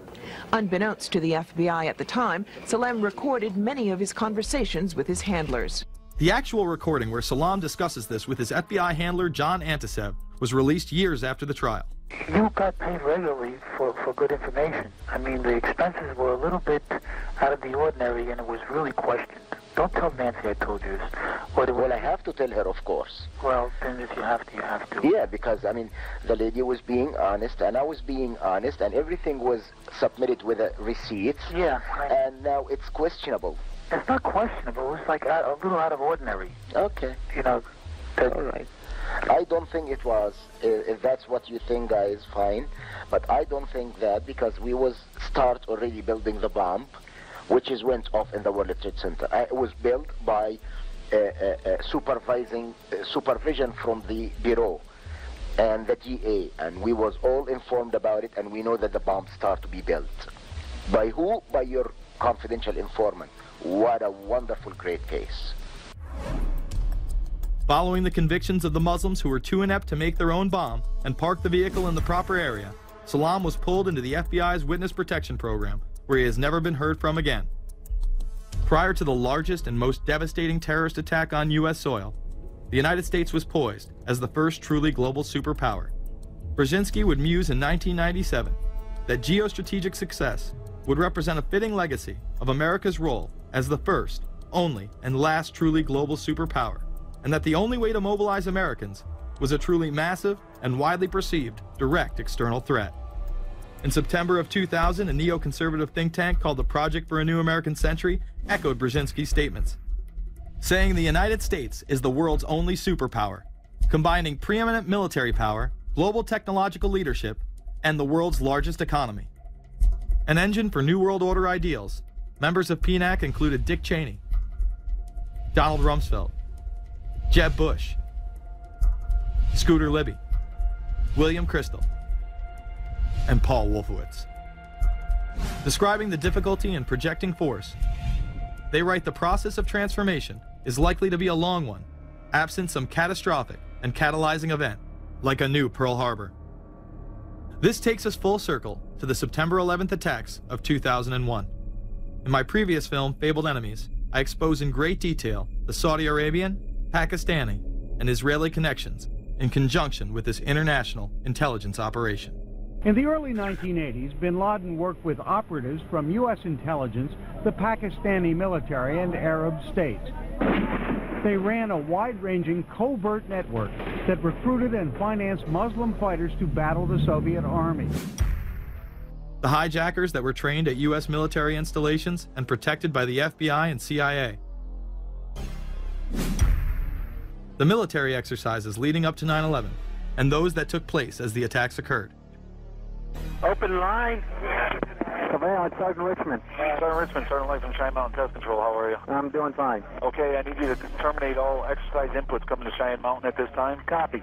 And stay on loop until I verify that connectivity is disconnected on the exercise side only. Okay, no, do not do any more inputs on the exercise side and stand by. I got Cheyenne Mountain on the line. Terminating all exercise inputs. So, over, see if you didn't know this exercise. Oh, yeah. The Black Ops program, Able Danger, and the shadow government involvement. This morning we learned that the Vice President wasn't the only one sent to an undisclosed location on September 11th, that an entire backup government was and is still there and may be there for as long as anyone now at least can imagine. As well as much, much more.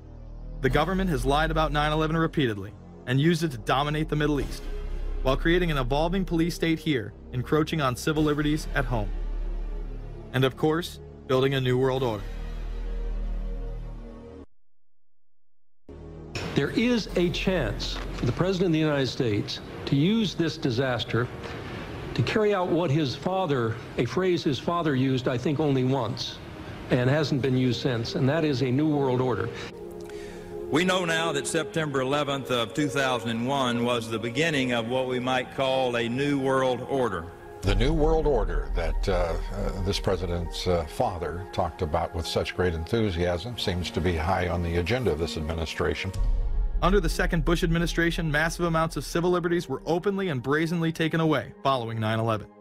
The passage of the Patriot Acts, the Military Commissions Act, and other horrifying anti-constitutional legislation was enabled by the incredible amount of fear generated by the media, all in the name of keeping us safe here at home.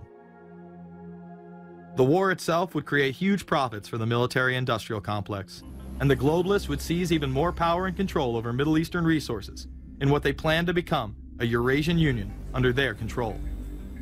Although the establishment claimed to be fighting for our freedom abroad, they were destroying our sovereignty by stealth. Expanding on NAFTA, they were able to consolidate power on the domestic front by deindustrializing the United States through CAFTA, the Central American Free Trade Agreement, as well as the SPP, the Securities and Prosperity Partnership. Opponents, however, say the initiative is nothing less than a plan to create a North American Union that would eliminate sovereignty for all three nations. Building on the North American Free Trade Agreement, the NAFTA section of the Commerce Department is busy drafting laws and regulations for a North American Union, a union of Canada, America, and Mexico. The President has attended secret meetings and signed at least 2 agreements under the Security and Prosperity Partnership Program. The stated goal established by Presidents Bush, Fox, and Prime Minister Paul Martin is integration by 2010. It's a plan from the business elites, the political elites, that will cost more American jobs, cost American sovereignty, but it would fulfill the president's father's vision. Now, former United States Trade Ambassador Robert Zoellick is talking about it again with renewed vigor. This time, a new world order with business at the helm of trade and economic policy.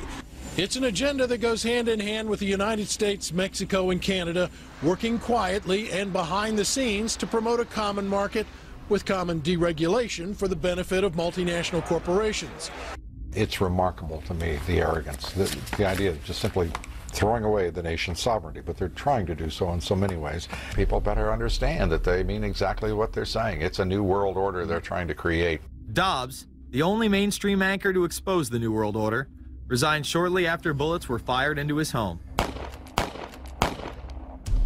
The elite do not plan on waiting around for these unions to be formed before implementing the next step in global government. Through the vast global economic crisis of the last few years, they have been able to devalue the dollar and undermine it as the world's reserve currency. They have allowed the Federal Reserve and IMF to consolidate power by taking control of the Securities and Exchange Commission, as well as issuing a global currency instead of the dollar, disguised as a special drawing rights unit. This aspect of the New World Order was announced at the G20 in April of 2009. There is a big thing that's going to happen in London at this G20, and then they're hiding it, they're camouflaging it, they're not talking about it. Coordination of international regulation. What they are going to do is to put our Fed and our SEC under the control, in effect, of the IMF. New World Order, that's what they're planning in there, is to undermine the U.S. currency, and it's just really sad. What it really is putting the American economy under international regulation. Yeah. And those people who have been yelling, oh, the UN's going to take over global conspiracy government. Theorists. They've been crazy, but now they're right. There's 20 or whatever people in the G20, say there's 20 ministers, thousands of us, and we can't get our voices heard. When Geithner said he would be open to the idea of a global currency last week, yeah. Those conspiracy people had said and suggested that for years. Right. You're not wrong. Cash is becoming weeded out. Cash will most likely be eliminated or extremely difficult to use in many situations, so that you'll have to use the global currency or the electronic currency. Even though a physical global currency is yet to exist, groups such as BRIC are openly promoting a new reserve currency, which is a conglomerate of Brazil, Russia, Indonesia, and China. Get everyone in the whole world using one currency, which some people think that's a good idea. Russian President Dmitry Medvedev recently showed off a sample coin of the new world currency at the G8 in July of 2009. We have also agreed today additional resources of $1 trillion that are available to the world economy through the International Monetary Fund and other institutions. This includes 250 billion from special drawing rights, the reserve currency of the IMF, drawing rights that will be issued to countries who are part of the International Monetary Fund.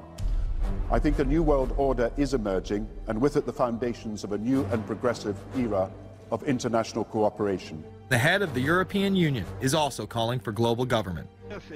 2009 is also the first year of global governance, with the establishment of the G20 in the middle of the financial crisis. Gordon Brown has called for a world constitution. We now need nothing short of a world constitution for the global financial system. Both Gordon Brown and Barack Obama had been groomed to be the next Anglo-American spokesman for this new world order after Bush and Blair stepped down. Here is Gordon Brown in front of the CBI prior to him being chosen to become Prime Minister. And it's only now that we can begin to understand that the world order that globalization brings and what it's going to look like. But what does the new world order mean for countries like ours who are looking to succeed? And the question for us is how we meet and master all these challenges to ensure that Britain enhances its competitiveness in the process and realizes what I believe is our destiny of success in this new world order. A new world is emerging. It is a new world order with significantly different and radically new challenges for the future. President Barack Obama has also espoused similar views on globalism. Here he is in Berlin, Germany, in July of 2008, in what media have dubbed his New World Order speech. Well, there have been extraordinary scenes in Berlin tonight as thousands of people gathered to hear Barack Obama deliver key foreign policy speech on his current European tour. The Democratic presidential hopeful laid out his vision for America's place in a new world order. In this new world, such dangerous currents have swept along faster than our efforts to contain them. And that is why we cannot afford to be divided. No one nation, no matter how large or powerful, can defeat such challenges alone. But the burdens of global citizenship continue to bind us together. In this new century, Americans and Europeans alike will be required to do more, not less. Partnership and cooperation among nations is not a choice. It is the only way, the one way, to protect our common security and advance our common humanity. That is why America cannot turn inward. That is why Europe cannot turn inward. America has no better partner than Europe. Now is the time to build new bridges across the globe as strong as the one that binds us across the Atlantic. Now is the time to join together through constant cooperation and strong institutions and shared sacrifice and a global commitment to progress to meet the challenges of the 21st century. Barack Obama also became the first sitting president to ever become the chair of the Security Council for the United Nations, which only further cites his allegiance to world government. In an era when our destiny is shared, power is no longer a zero-sum game. No one nation can or should try to dominate another nation. No world order that elevates one nation or group of people over another will succeed. No balance of power among nations will hold. The traditional divisions between nations of the South and the North make no sense in an interconnected world.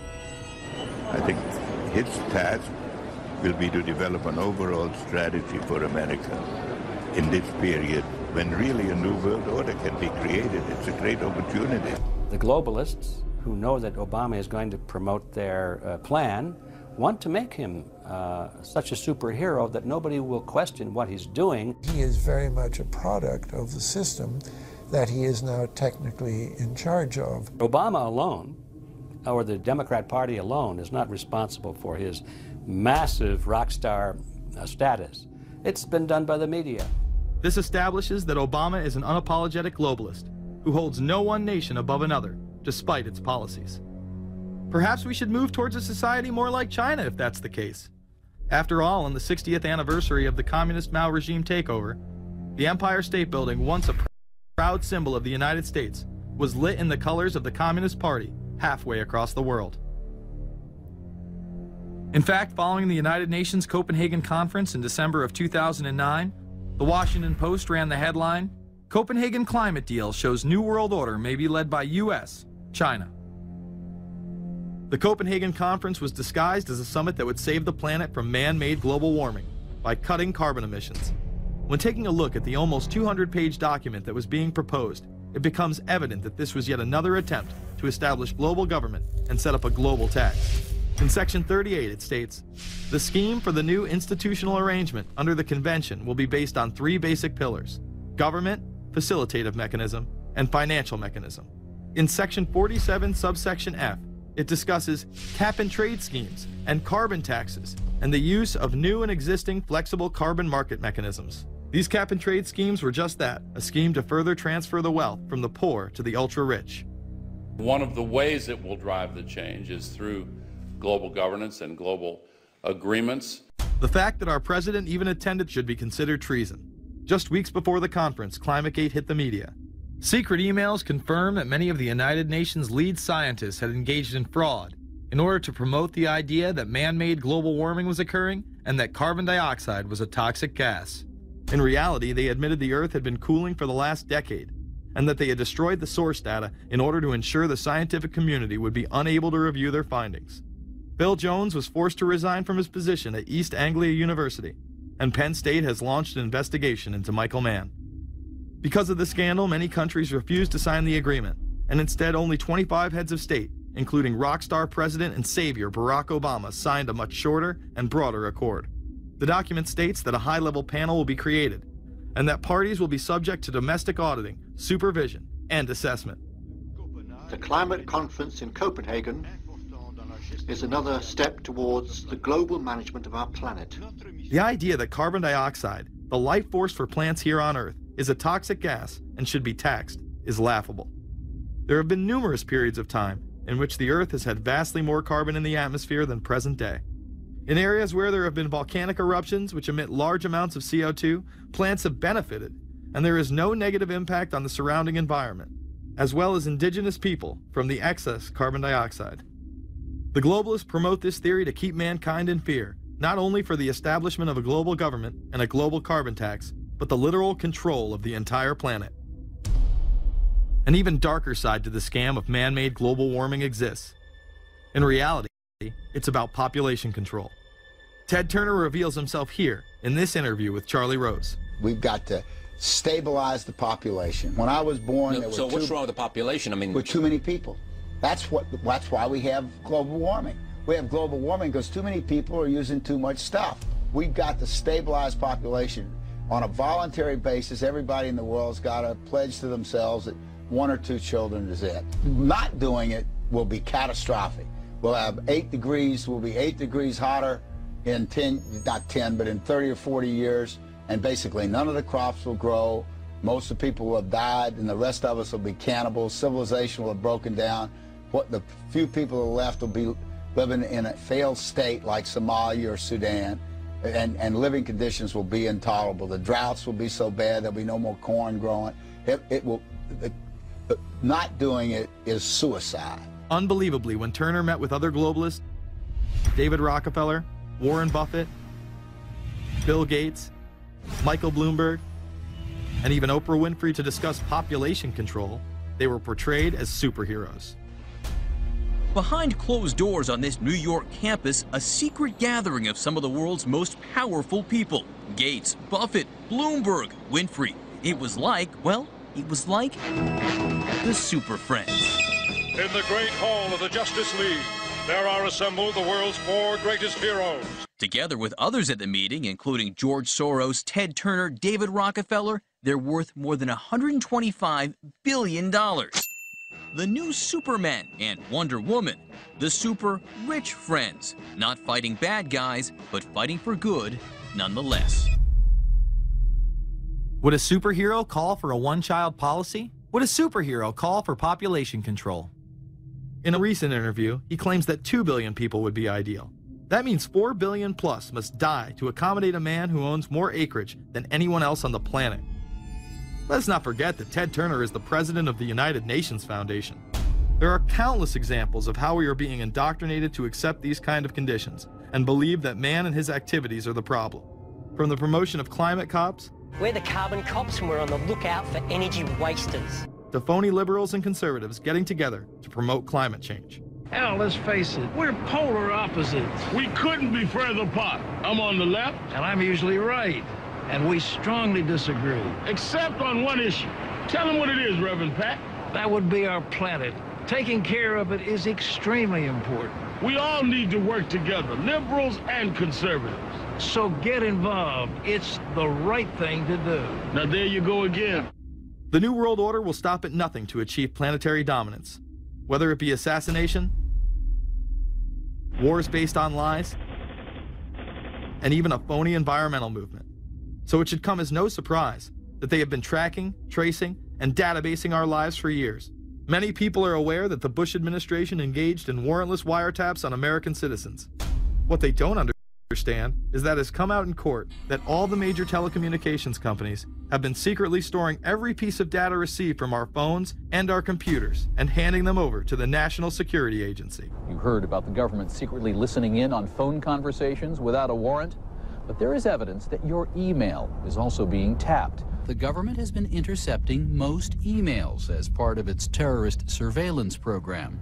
That program has been criticized as illegal because it's missing an important ingredient: search warrants. Several years ago, Klein says he came to suspect that AT&T had installed secret computer gear designed to spy on internet traffic at the request of the National Security Agency. This is just a small part of the picture, as AT&T was not the only company involved and emails were not the only issue.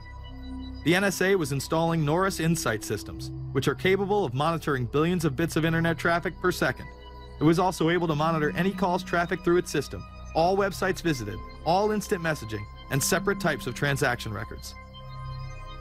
The secret room at AT&T contains gear which enables the government to look at every individual message on the internet and analyze exactly what people are doing. Here's another document. It mentions a company called Norris. Norris makes computer software that can swallow and analyze 10 gigabytes of information every second. That means it could go through all the information in all the books in the Library of Congress in a little over 15 minutes. The documents Klein and others were able to produce were then censored by the NSA. Bankston isn't allowed to talk about the documents in detail. The government has since had them sealed. But he says what is in there boggles the mind. We are talking about a substantial portion of all the communications traffic in the United States. The policies have been shielded by the Obama administration and continue to this day. Attorney General Holder has publicly stated lawsuits be thrown out of court. And after several attempts, Klein and other cases were thrown out as well. Once again citing the national security of what used to be a constitutional republic, not a massive corrupt slave state. Living in the New World Order, when it's close to completion, for the average citizen, for people like you and me, is going to be essentially slavery. We're never going to be able to get ahead. We're never going to be able to amass enough wealth, essentially to retire or to do what we want to do in life. We're going to constantly be working for the man. They're creating essentially a two-class system. So it's going to be an inner ruling elite and then everyone else. And I got news for you. You're everyone else. The New World Order that is currently being built revolves around creating a global technopoly ruled by the elite, in which they dominate and control a severely reduced populace, which they treat as their pets. In the New World Order, the people are the enemy. Internal documents released in March of 2009 reveal that the Department of Homeland Security is targeting citizens who discussed the New World Order, people with a Christian identity or sovereign citizens who argue that the government has gotten away from the intent of the Constitution and are strong states' rights advocates. People who are anti-immigration, stating, extremists will argue that immigrants are taking the jobs of U.S. citizens during times of high unemployment and without paying taxes. People who oppose the Federal Reserve banking system. People who display constitutional party or libertarian material. People who support Ron Paul. And those who have bumper stickers containing anti-government rhetoric. This document is one of literally thousands that make everyone a possible terrorist. This establishes a pattern of demonizing ordinary citizens while giving draconian powers to the state. You are considered guilty until proven innocent. As technology is developed, separate parts of their command and control system are beta tested around the world.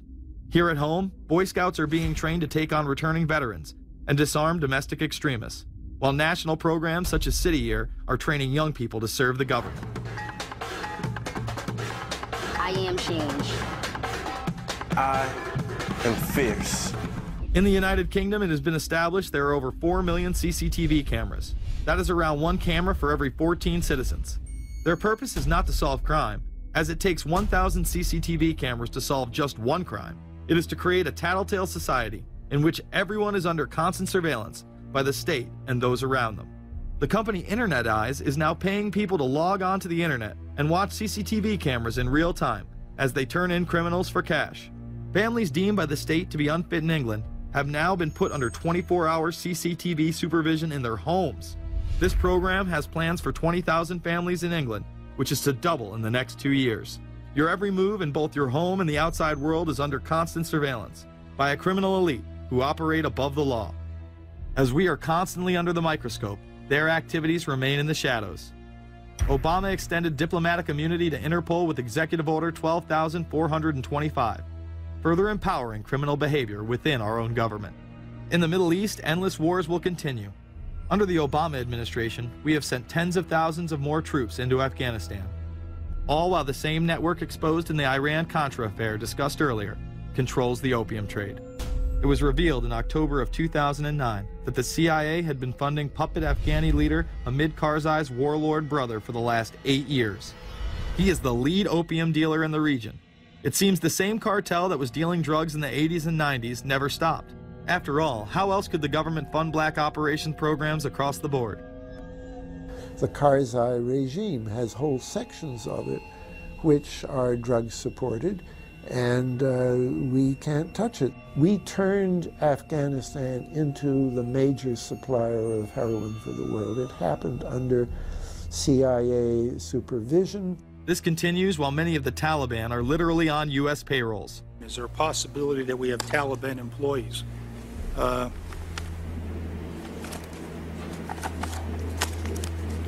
commander in the field, or I should say the COCOM commander, General Petraeus, has made it a conscious effort to, as part of his coin strategy, to hire local nationals.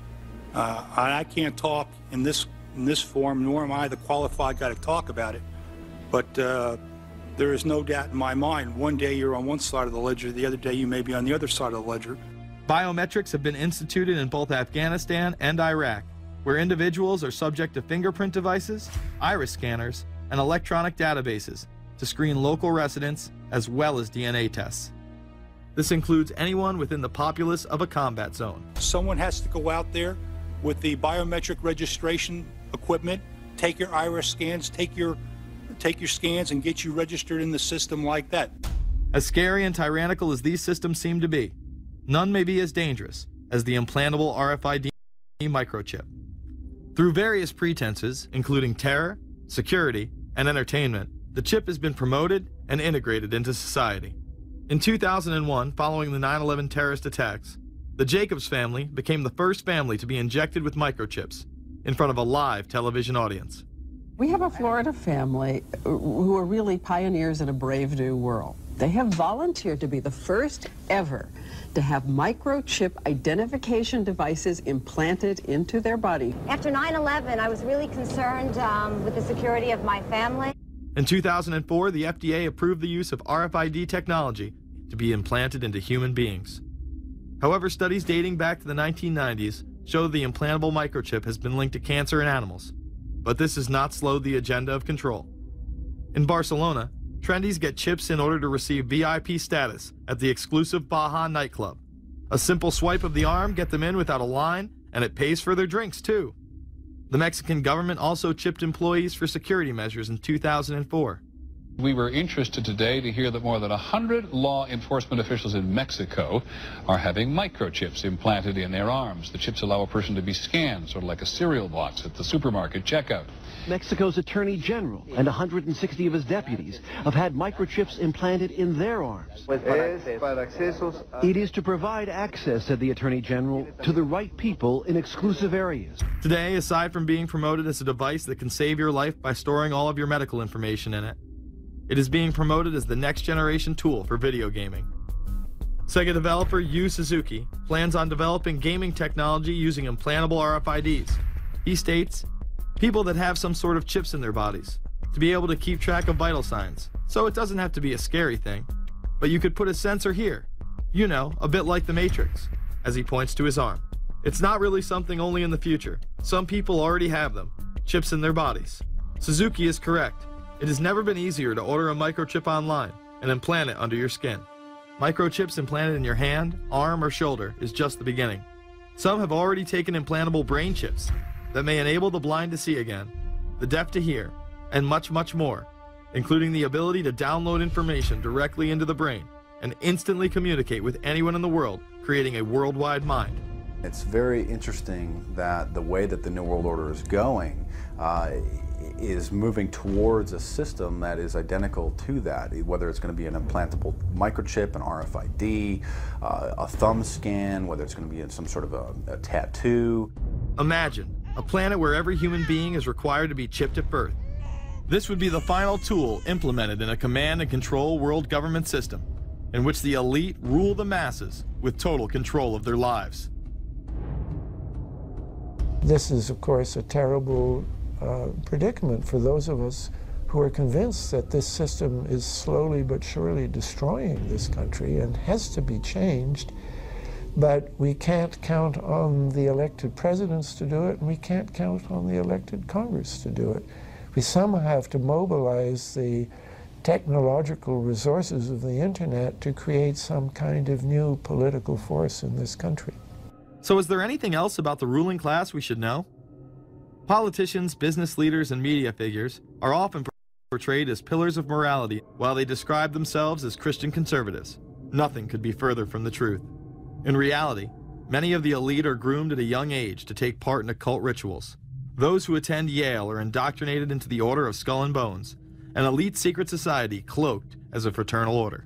Yale University is 300 years old this year, and were you to visit its campus, you would see that it still has exotic clubhouses, which look like tombs where Yale's legendary secret societies meet.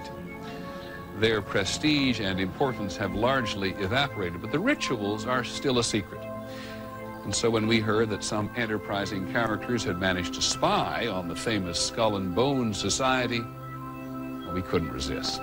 Skull and Bones, people say it's a fraternity at Yale University, but it's really a postgraduate organization. So it was founded in 1832, and it's not like a normal fraternity. People don't pledge. These people choose who they want to come. So they do the recruiting. They recruit 15 people every year, people who they see are going to be powerful people in the future. So they're recruited when they're a junior in college. A lot of these people come from really wealthy and influential families because they know that this person has the resources to then elevate them to a position of power that can benefit the club. The video shows the neophytes, or initiates, kissing a skull, then performing a mock human sacrifice. Horrific screams caught on tape include chants of, "The devil equals death, death equals the devil." True. Famous alums include Senators John Kerry and John Chafee, to name two, cabinet secretaries such as Averell Harriman, and 3 presidents, William Taft, George Bush, and George W. Bush, who's been reluctant to talk about Skull and Bones. Does it still exist? The thing is so secret that I'm not even sure it still exists. Former Skull and Bones members and current members have been presidents, heads of the CIA, senators, heads of business. I mean, huge, huge corporations. These people have the network that brings them to such a position of power that most people could only dream of. Bush would run against his fellow Bonesman and distant cousin John Kerry in 2004. You both were members of Skull and Bones, a secret society at Yale. What does that tell us? Not much, because it's a secret. Is there a secret handshake? Is there a secret code? I wish there were something secret I could manifest. 322, a secret number? There are all kinds of secrets, Tim. You were both in Skull and Bones, the secret society. It's so secret we can't talk about it. What does that mean for America? The conspiracy theorists are going to go wild. I'm sure they are. I don't know. I haven't seen the web. Number 322? This is an elaborate, occult, ritualistic entry into this group that they are now a member of for life. This culture of death and the occult continues long after college. Later on in life, these pagan rituals carry on in the redwoods of Sonoma, California. And what is the Bohemian Grove? Well, it's a kind of summer camp for the powerful, an all-male gathering in great secrecy. This group was formed in the late 1800s by artists, industrialists, and politicians. Bohemian attendees worship the owl as their deity. The Aztecs, Mayans, and other natives of Mesoamerica considered the owl a symbol of destruction and death. This is why the opening ritual for the club is the cremation of care. During the ritual, the effigy of a baby is rowed across the water by the Grim Reaper and given to a high priest, who then tosses it on a fiery sacrificial altar of a 40-foot owl god. It is an earth-based ritual in which care is burned away. The conscience is symbolically cast aside so that they may ignore the pain they have inflicted on others for the advancement of their own agendas.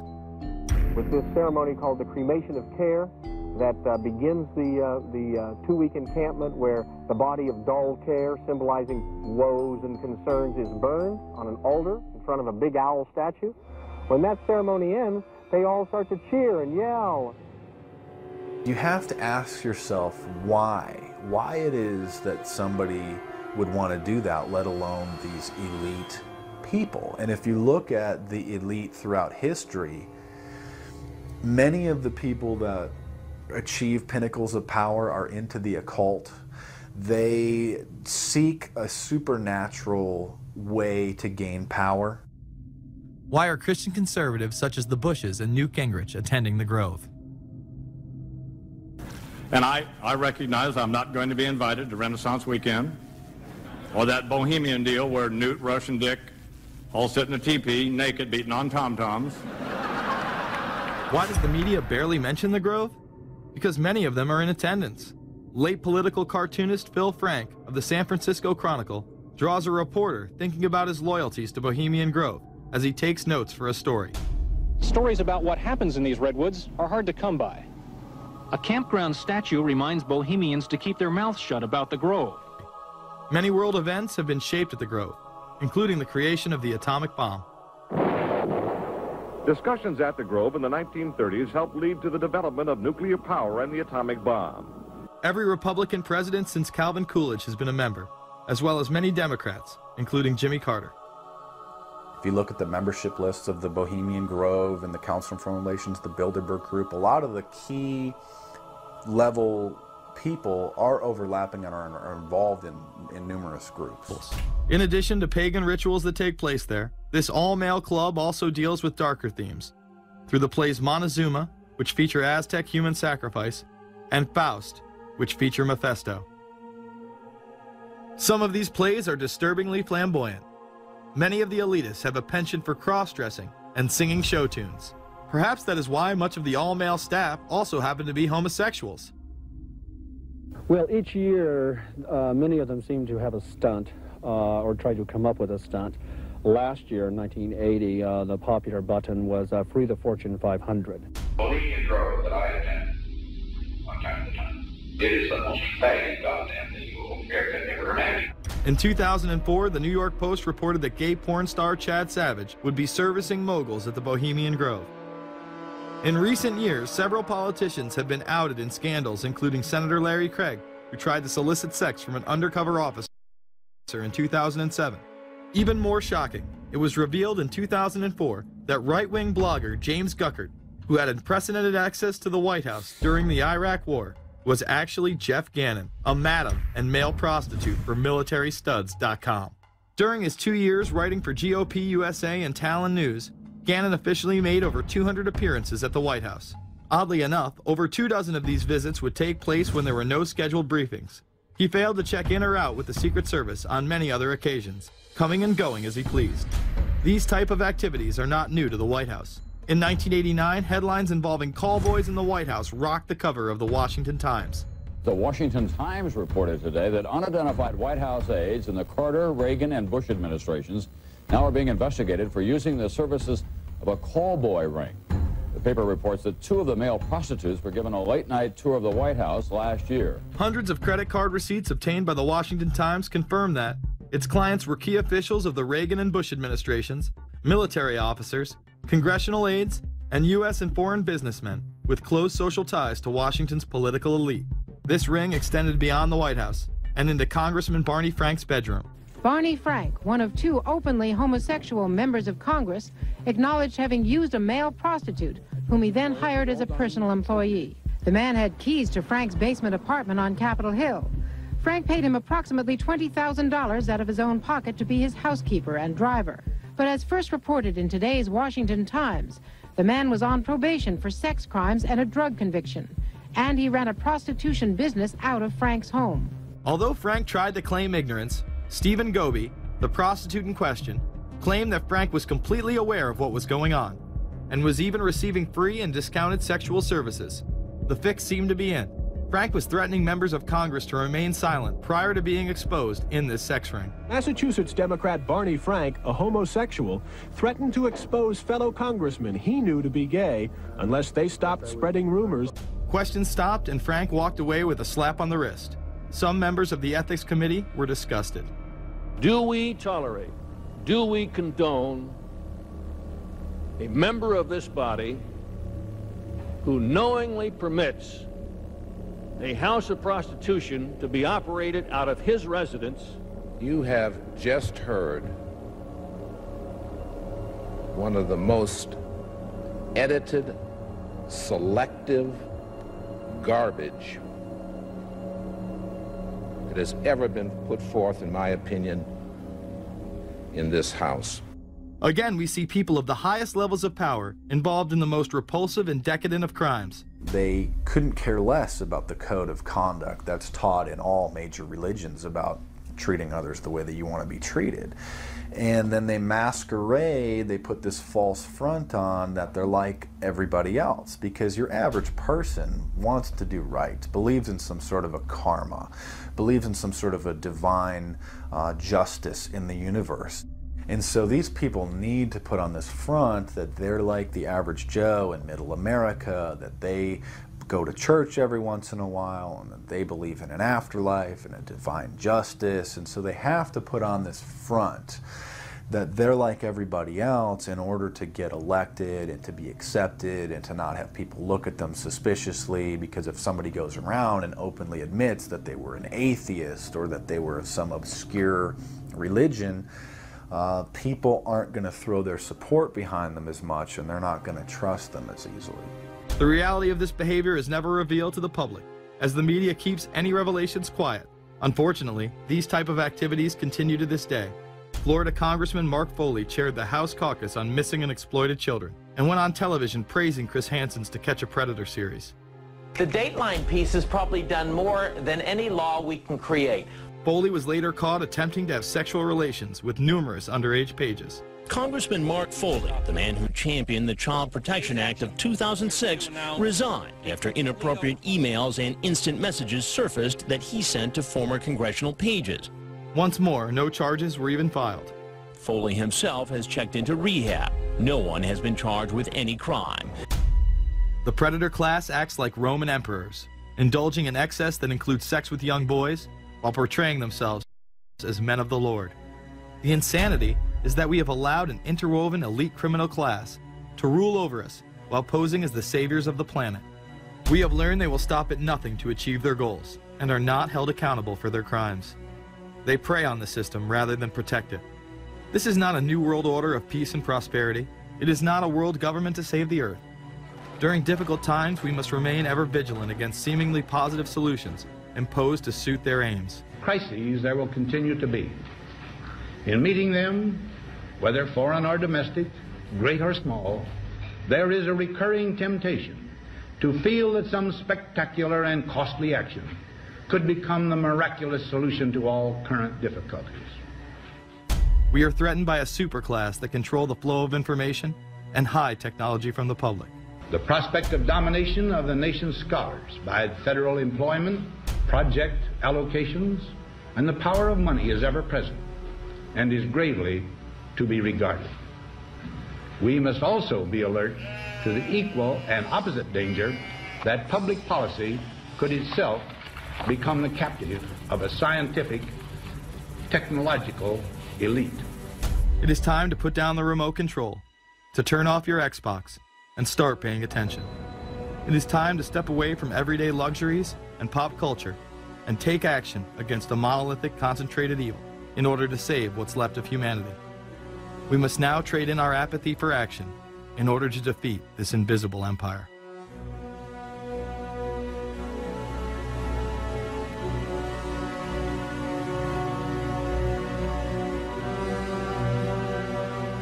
How set up are we to deal with this New World Order? I think we're going to hear a lot about that today. Let's take the New World Order. It's an interesting phrase. I've been thinking a little bit about the structure of the world, right? The New World Order, as everybody says. The peace could yield to the pernicious New World Order. The New World Order. The New World Order. The New World Order. The New World Order. This New World Order. Stay fixed on your goal of imposing the New World Order. You kept talking about a New World Order. A New World Order. That's what we need now. A new world order with swing. One war and one victory doth not a new world order make. Conservatives used to believe in the United States of America rather than the United States of the New World Order. The ambition to create a new world order. Whose world order is this? And of course, what he called it was the New World Order. Respect for a new world order. We can see a new world coming into view, et cetera, et cetera. That's the core of the New World Order that we want to try to build. It's the sole superpower, New World Order. New World Order. A new world order. To a new world order of peace. Let's say a new world order, for want of a better term. Entities of the new world order. The whole concept of New World Order is something else. It really says that the state is God. The state will play a bigger role in the economy. New order. What Wilson wanted was a new world order, not just a new world order. In order to compete in the New World Order. Compete in this New World Order. This is the third leg of the New World Order. We had the World Bank, we had the IMF, and now we had the World Trade Organization. A rigid New World Order. This hoped-for New World Order. Constructing a new world order. In the New World Order of the 21st century. The new world order we're going to put in place in this New World Order. In this new world order. The patriots in this country are not going to see their rights diminished in order to create a new world order. That President Bush has described as a new world order, which I share that, we all share that same desire. A new world order.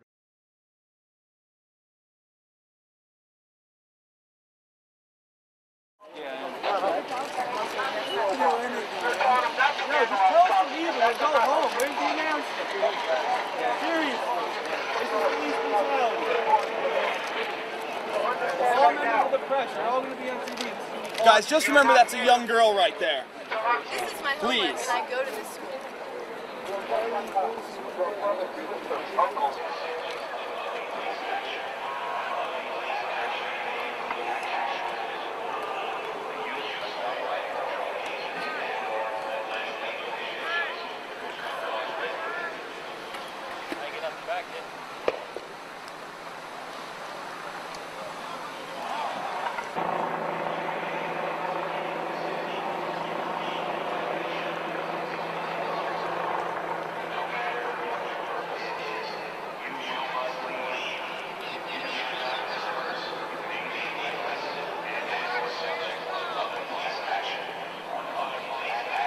Tell me where I gotta go, sir.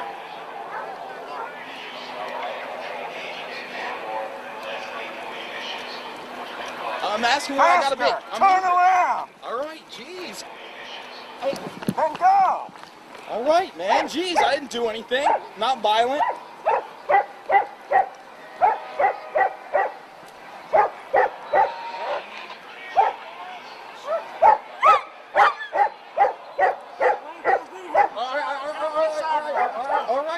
All right, I'm on the sidewalk.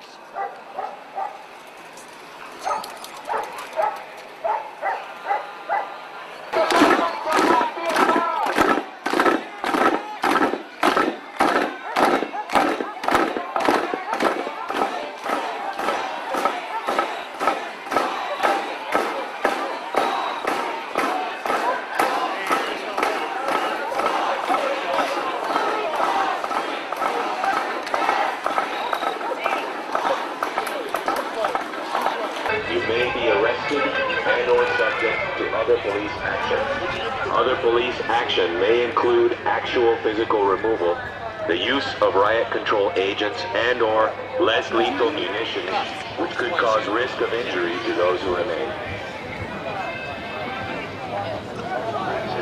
And once again, guys, we have earplugs if you need them right here. Earplugs right here if you guys need them.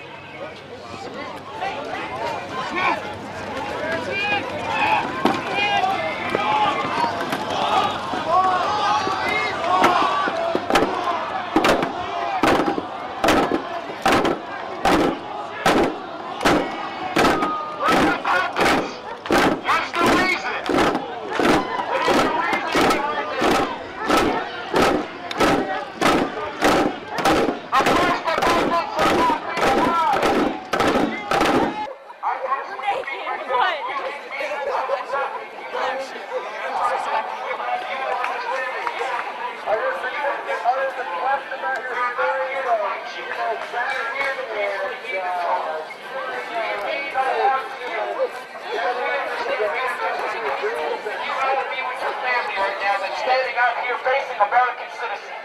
American citizens who love their freedoms and liberties and are willing up to stand up to you guys and your rights because they believe in our rights. We have courage. We have heart. Big bird. We do not need to compromise our rights. This is clearly just a coincidence. We got the gear too. This is unfair. If I see anybody committing a crime, breaking a window, lighting something on fire, I will personally go over there and stop it. Because I understand that does not work, it doesn't help anybody. I understand that it's not classified. That the police work as agent provocateurs. Go! Down here, down here. Here we go. Time to go home, boys. Time to go home, boys. Time to go home, boys. Go home. Wait, post right there. Post right here. I don't think so.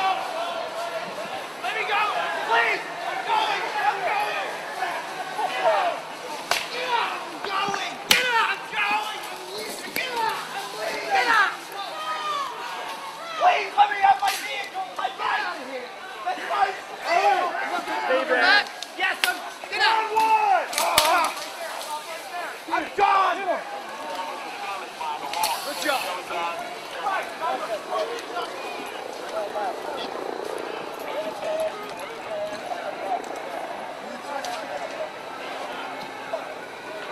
1-1, where you at? Bravo 1.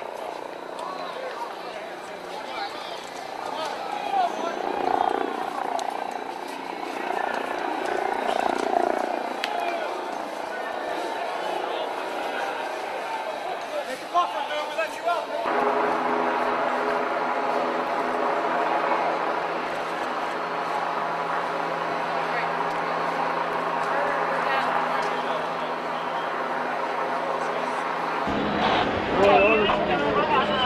You had your credentials 15 minutes ago, half an hour ago. Is it good? Okay. Statute 312.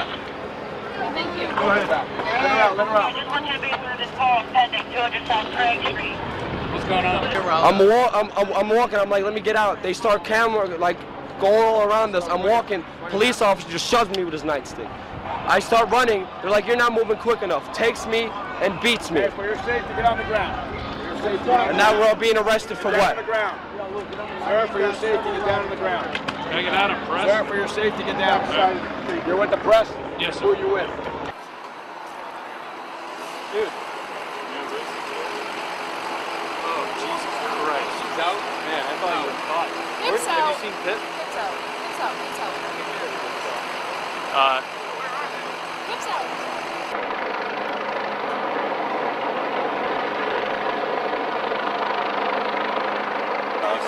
You gotta go. Keep your eyes open, all right?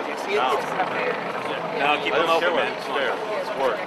Tip your head all the way back, guy. Come on. I don't know. Come on, tip your head all the way back. I got one around my head, around my neck.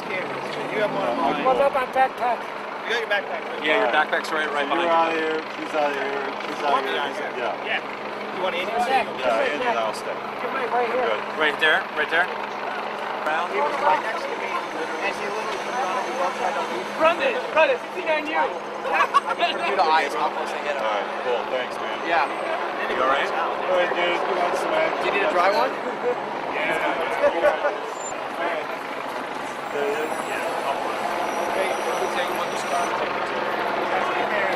Hey, where you guys parked?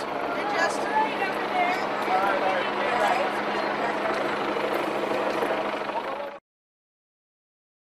A PhD in political science. I taught English at the University of California for 34 years. And now that I'm retired, I can devote all my time to writing books about deep politics. With the development of the atomic bomb, people worried about the decapitation of the American government. And so ever since the 50s, there have been groups of people, usually very interesting people, planning for what would happen if there was a nuclear attack and the government was, as they say, decapitated. And under Reagan, that planning went off in a new direction.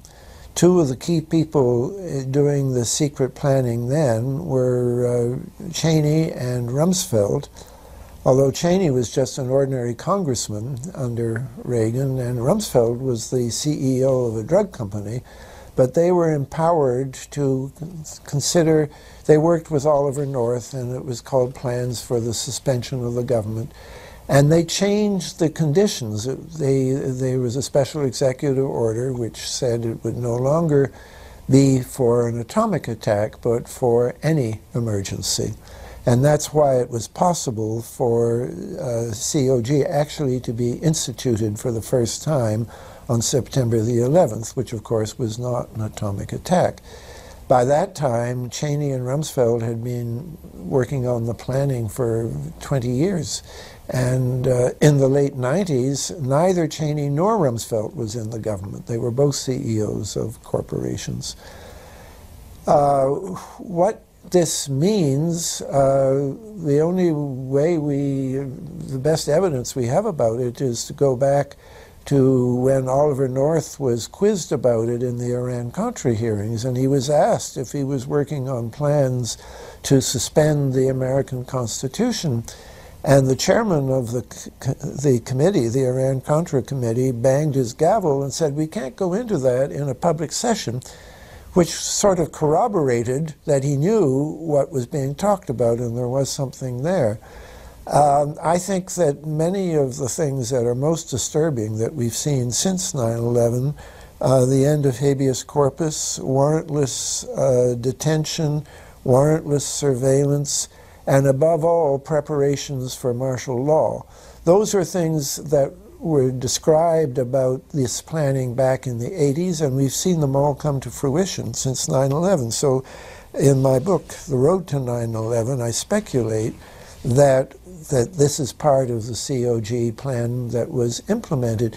The fact is we don't know, Congress doesn't know, and when Congressman DeFazio of the Homeland Security Committee saw that the state of emergency authorizing this had been renewed yet again in 2007, and that there were COG provisions in the classified annex, he asked to see them, and he was told he didn't have the clearance to see them. And then the Homeland Security chairman on stationery officially asked and was told that the committee didn't have the clearances to see what the COG planning was. So that this is we're getting to two levels of government here. One level of government where we have checks and balances, what we call the constitutional government, and a higher level of COG government where the constitutional authorities are not allowed to go.